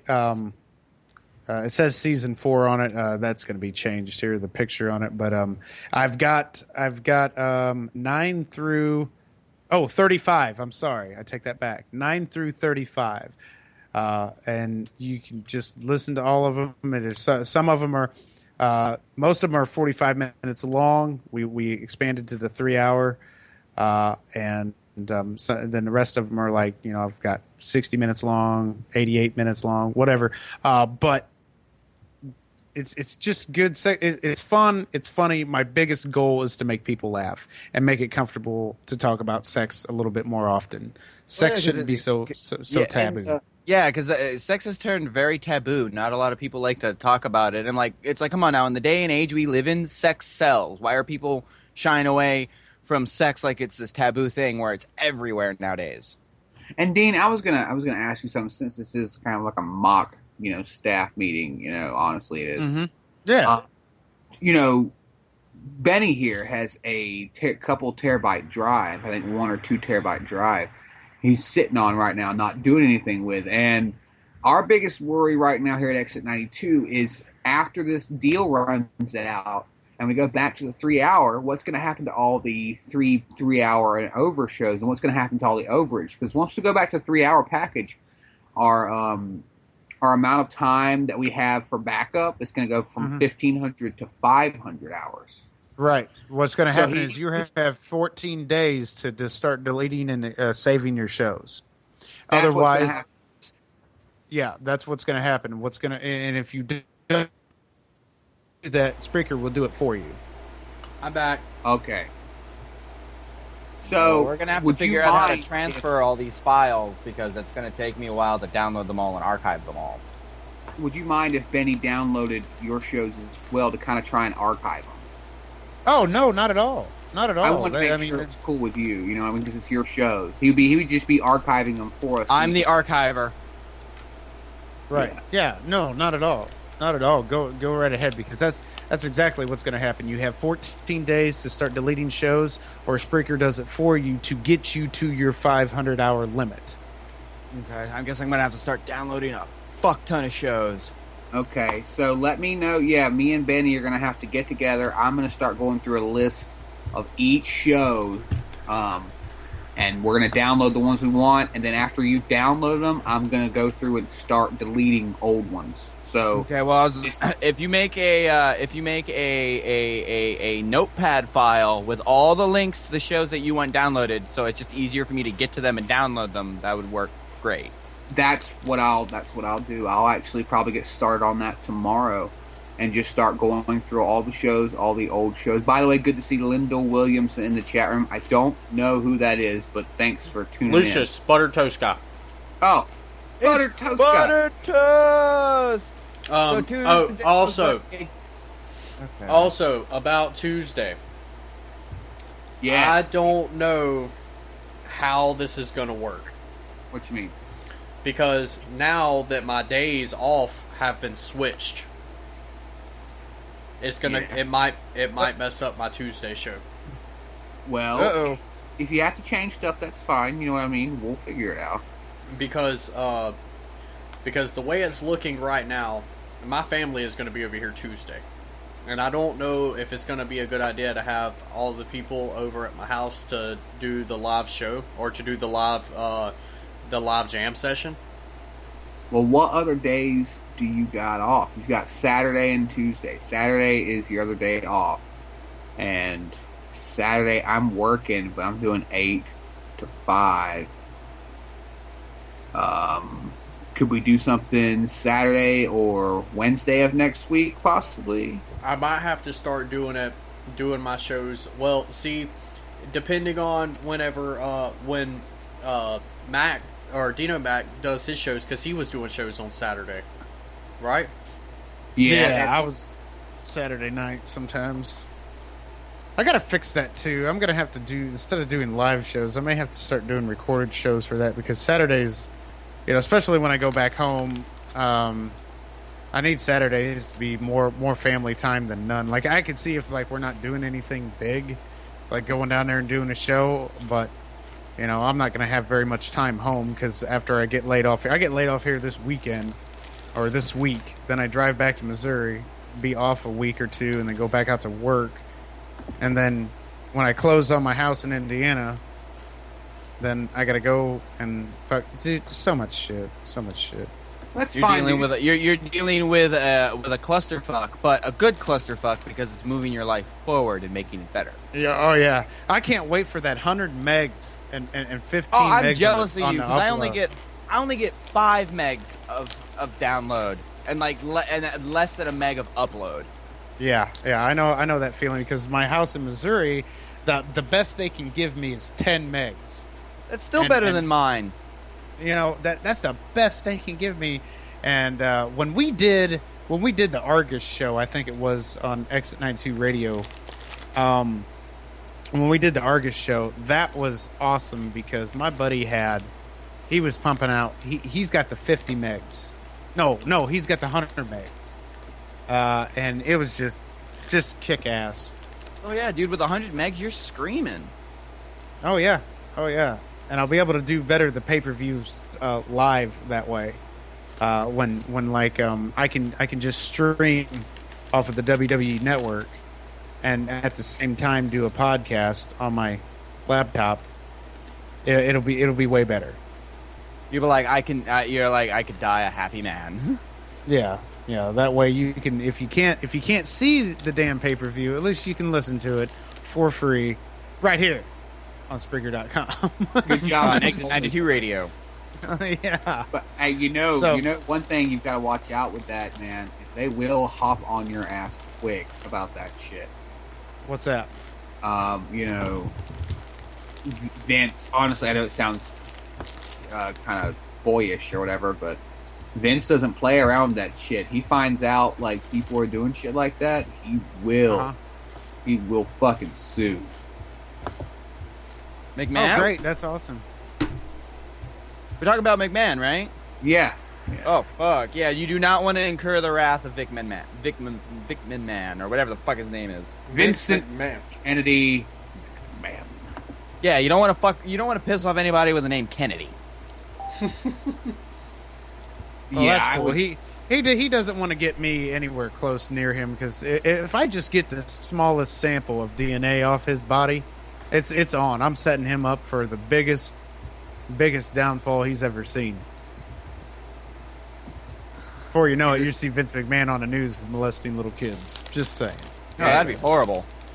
I would awesome. completely disown wrestling if that was the case. Right. That's how you set a person up, you know. When they're that big of a person and you're that small of a person and they come to pick on you like that, they must pay by any means necessary. You've already. Oh, yeah. I don't care if you got your plan go. a fucking kilo of Bam Bam on them. Colombian Bam. Lucius like, is jelly like, of the internet. Yeah, he's got 3 megs. That's how much my dad gets. 3 megs. It's horrible. Yeah. He gets less than 3 megs. That's even worse. Kind of like Jacob's mom. Yeah. But no, hopefully we can finagle something and figure out something for Tuesday, because I would love to have John Bailey on the show sooner than later. Yeah, me too, for real. But I gotta figure out, because I'm also supposed to be doing a live jam session that day as well. That was supposed to be the live jam session. So I don't even know where to go with this. Well, I was thinking, because I don't think John is going to be there for the whole show. We can have the segment, ask John questions, and when John has to leave, you guys can jump right into your live music segment. But here's the thing: I don't think I'm going to be able to do a show Tuesday. Ah, darn. I'm saying that I'm probably going to have to change up my schedule because my days off got switched with the new boss man getting there. Well, hopefully we can figure something out, because it's not every day where you get the voice of Optimus Prime on your show. What are you talking about, Optimus Prime? John Bailey is the new voice of Optimus Prime. We're getting John Bailey on the show. You're fucking with me. No, we're not. Me and Buttered Toast know John Bailey personally. And they like me enough to get him on the Weekly Rapture. So we are getting the voice actor for Optimus Prime on the show. Mm-hmm. Don't miss out. There's no fucking way. No, we're not fucking with you. We're not pulling your leg, Nick. It's like me and Buttered Toast got some pretty good connections. And wait a minute. And let me make sure I get this. He's the new voice of Optimus Prime. The new voice. Meaning on what aspects of the Transformer Dude, movies? he's been doing Optimus Prime imitation voices for for almost over 20 years, and his voice is spot on to the original Optimus Prime. So he's That's asking why they got him. what show? Okay. The latest Transformers series that's out by Hasbro. By Hasbro, yeah. He signed with Hasbro. That's going to be awesome, and that's pretty cool, yeah, guys. Only because he Jacob, voiced episode 10 for sure. CBT. Is this scheduled? Is this supposed to happen? We're trying to get it scheduled, but because we have a green light for Tuesday, but we can't do Tuesday. We got to reschedule it. Dude, I honestly, and I know this sounds bad, but I would keep it Tuesday, man. If it's already greenlit, this guy's probably got stuff to do. He's probably busy. I would take the time and at least pre-record it Tuesday. Something. That's what I'm sorry. That's me. Well, here's the thing. We just came up with him coming on Tuesday about an hour ago. Does he know he's coming on Tuesday? So it's like... I'm sure he's the one who gave the okay for Tuesday, so I'm sure we could easily work another day for him. Exactly. That's exactly what I'm saying. We're probably going to have to do it next week because he has to drive out to... Where is he driving to? Chicago. Chicago. Now, this week. I was thinking starting to instead of starting to do a show on Thursday. Nothing's on Thursday right now, so you could. So instead of doing, because my days off are going to be Saturday and Tuesday, and then one of those days, probably Saturdays, I'll be able to do a show Saturday night until Dino Mac comes back and starts doing shows again, unless he's going to be putting up like reruns or something. And that's something I actually wanted to talk to you about, Dino, if you wanted to change shows with me from Friday to Saturday. I mean, it's completely up to you, and we could do it like just a trial thing until you get back fully steady again. But I got to figure something out with my schedule here. I'm just so freaking busy all the time. It's hard for me to keep a steady schedule. Also, Nick, when we do get John on the show, you gotta try to chime into the show so you can get to meet and talk to the voice actor of Optimus Prime and the voice of Honest Trailers. I would probably say just do Saturday, because I also have to because I'm going back to every other Saturday, but I also have to, do some shows on Saturday on my show. So I think on Saturdays, I'll be back sooner or later. Give me about 3 months, I'll be back. You know what I mean? Like I'll have a place here. You don't worry about it. You take as much time as you need. And then hopefully by then I'll be more in a steady schedule. I eventually want to get to the point where I can start just pre-recording my stuff and then just throwing it up. You know what I mean? Mm-hmm. Yeah, absolutely. Because stick to a schedule, guys. That's the biggest thing. If you can deliver at a certain time, then people know at this time I'm going to tune in because they're going to have a show at this time. Right, but it's just with the schedule getting changed up, it's kind of like completely messed me up.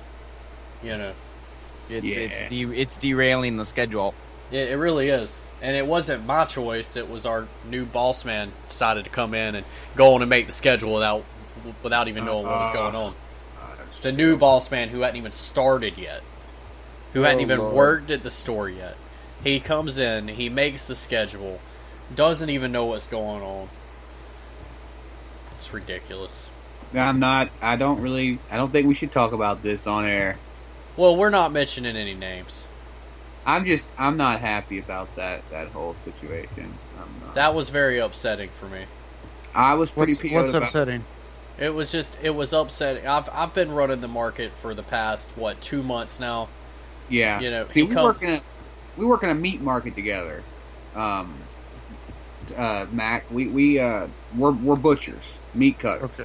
Yeah, I work at a slaughterhouse. And I'm the manager, or I'm the assistant manager. And Nick is the cutter. And, I'm the third guy.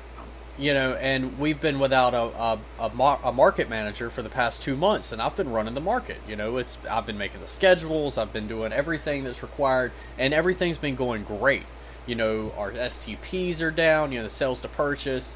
You know, orders are looking good. The back room stays low, and we don't run out of product. And then all of a sudden, they hire this new guy, this new manager. He comes in, hasn't even started working back there yet. He just comes back there and makes a schedule. That just didn't sit right with me. Like, I had a day off. He comes in, he makes the schedule while I'm not even there. Sounds like somebody needs cocaine planted on them. You get what I'm saying? Yes. I'm just saying, if it doesn't work out, I'm gonna do to him what Donald Trump did to his businesses. Run them straight into the ground. That sucks. He's still doing good though, you know, he's still kicking it. Doing very well. He hadn't showed that tax He return got yet. the Hispanic vote, that's for sure. And I doubt this guy's ever going to listen to this show, so it really doesn't even bother me saying this stuff. I was actually going to mention it, but now I don't believe I am. I mean, what's the chances that he's going to listen to 3 hours and 50 minutes of an episode of the Weekly Rapture? Probably. Make it fast forward. To get to Also, this how part. is he going to even know about the Weekly Rapture unless you guys open your mouths? Isn't that the point though? Like, Yeah, but if it's your boss, you don't want your boss knowing. Kind of like Jacob's man. I'd let my boss know. Fuck him. You're like, I don't give a fuck. Yeah. And watch, you're not going to be laying pipe anymore. He's No, laying I'll be pipe. laying pipe. I got the UA behind me. Fuck him. See, unfortunately, us retail people do not have any sort of union behind us. Nick, we need to quit and go find us a union job. We really do. Let's We go try- work for You the guys try to start a union. Let's go work for the railroad. Radio podcast union. There you go. We need that. We need to start a radio podcast union. That only plays independent and unsigned music, so that way we can make money off of it.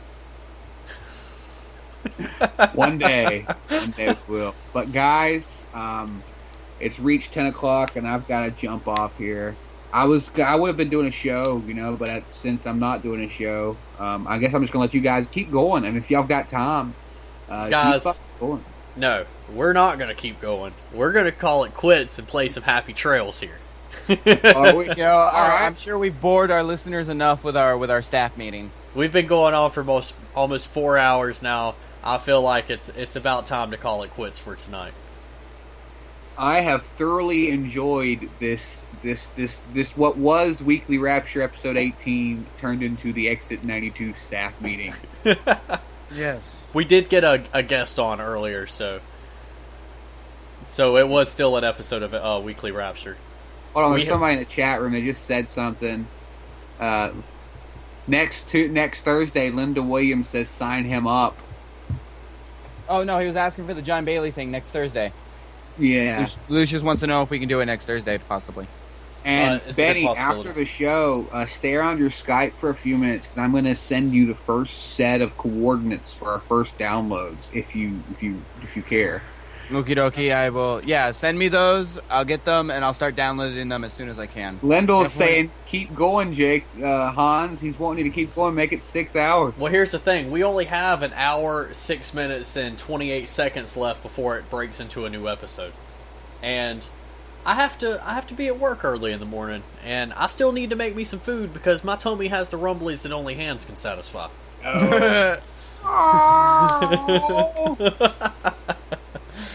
And I hope everybody listens to the Mac Attack Show too here on EXIT92 Radio and on Spreaker.com. Yep. Check us out, guys. We got a lot of good stuff. You don't want to miss out on Sexual Sarah on Sex Talk Sunday. We will be starting back up Guy Talk, and Hans, all of you guys here, Nick, everybody. Definitely, I would like to have some of you guys on Guy Talk sometime, and I want to talk about things that guys talk about. I don't care if it's an hour of us bashing each other. Like, especially Nick's beard. I mean, Jesus Christ. Hey. Oh, Phil no. Robertson. I was going to say, Nick looks good with the beard. Have you seen Nick without it? Yes, I have. It's kind of scary. There's too much face. Way too Oh, Lucius said. Was saying sign him up for the union thing. Oh, sign him up for the union. Needs that benefits. there is a bit of a delay in the stream and the chat, Lucius. So that's why we have no idea what you're talking about sometimes. But folks, thanks for tuning in for over 4 hours of time. Thanks for hanging out with us, all 54 of you who have hung out. All of you who came in late, remember when this show ends, you can go back. If you've got 4.5 hours to spare, fucking sit down and listen for a while. Thanks for hanging out with DJ Hans on his Rapture, and then what turned into our EXIT92, mock staff meeting, whatever you want to call it. Just rename it. Just rename it. Just be a weekly Rapture 18. Weekly Rapture meeting. Yeah, there you go. That'd be cool. Yeah, you really should put the GoldenEye and stuff, but then it just turned into something else, and it really did. Yeah, it really did. But I'm not complaining. No, I mean, you seem to have found some people who enjoyed it. That's for sure. Oh yeah, definitely. I did not think that I would get Dino Mac on the show though. Yeah, I know you're tickled about that, Mac. Ever since he has listened to your show, the first time I ever talked to him about coming on the show, he was like, God, I listened to this guy on your network last night named Dino Mac. He's really cool. And I'm like, yeah, Mac's pretty... It's all I've heard. He thoroughly has enjoyed everything you've put up since he started. So you have like a lifelong fan there. Number one fan in DJ Han. I do have to admit that some fans that I do have, they're pretty loyal, man. I got people tuning in every week. Here on EXIT92 and on the Magatech show, so it's pretty cool. The show has been thank you. You should start a PO box and let your fans mail you stuff. We really should set up an EXIT92 PO box. You should definitely set up a website. I'm going to set up a website eventually. That's my tech guy, man. He knows how to do all that shit. I'm gonna set the website up, but like I'm trying to Business hold out. Cards, I'm trying flyers. to hold out for a little bit on the website just until I can get established enough with the station, and I would really like to finish the promo video first, just to try to, and I'm gonna do that, and here eventually, I'm hoping that we can make enough revenue off of the YouTube videos to support the Spreaker, the Spreaker bill, as well as helping us set up a website, because realistically we're looking at $25 a month for the Spreaker bill, and then maybe $15 a year for the website. Oh wow. And now that's not including like storage. If I wanted to do some storage stuff, then it would be a lot more, but like as long as I can make the website, just so people can get on, chat with us, throw out suggestions, yada yada yada, then I will be perfectly happy with that. We'll just abuse Benny's hard drive. And by the way, for all of those who are listening who heard our staff meeting, I know that I said that things will be getting deleted. But if you ever want to hear a specific show again that we don't have up, once the archives are gone, you can always ask for it. I'm sure we'll be able to hook you up with a download or something, you know what I mean? Because... Oh, and also, something else I want to mention. Any episodes that you want to save, since YouTube has their copyright things, even if the song is copyrighted, all that means is... Even if there's songs in it that's copyrighted, all it means is we're not going to receive any profit from that episode.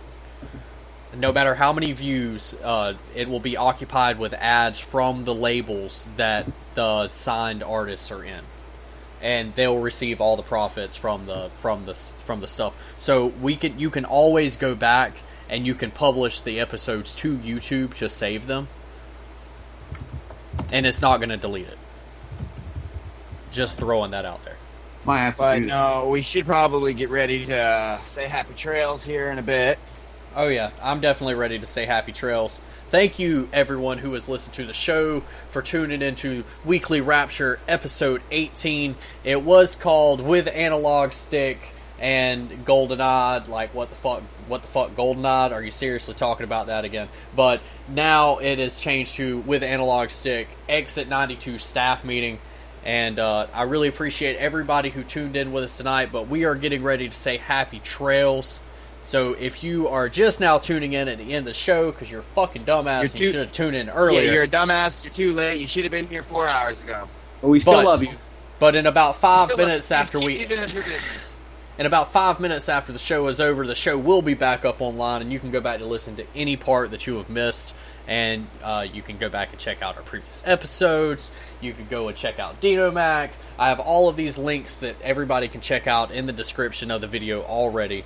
Go and it'll take you to every single page of every person that we've had on the show so far today. Dino, I got a link back to your Spreaker page. Boo Bear, I got a link back to our Spreaker page, the EXIT92 radio page. I got links back to everybody.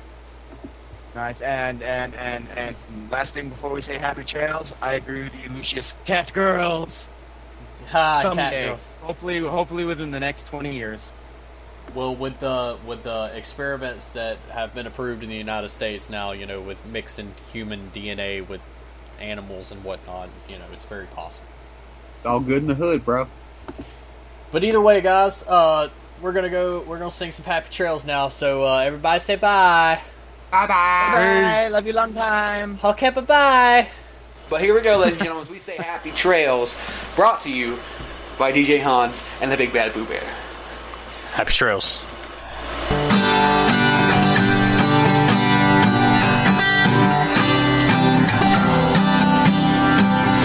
Happy trails to you until we meet again. Happy trails to you, 'cause you are my best friend. Yeah, I don't know what was a song, and I'm making them up as I go along. Happy trails to you till we meet again. Yeah, you ain't gotta go home, but you can't. Yeah, you can't stay here. I guess you could if you're gonna check out the EXIT92 radio 24-hour service that we have for free. Yeah, happy trails. Happy trails. Happy trails to you.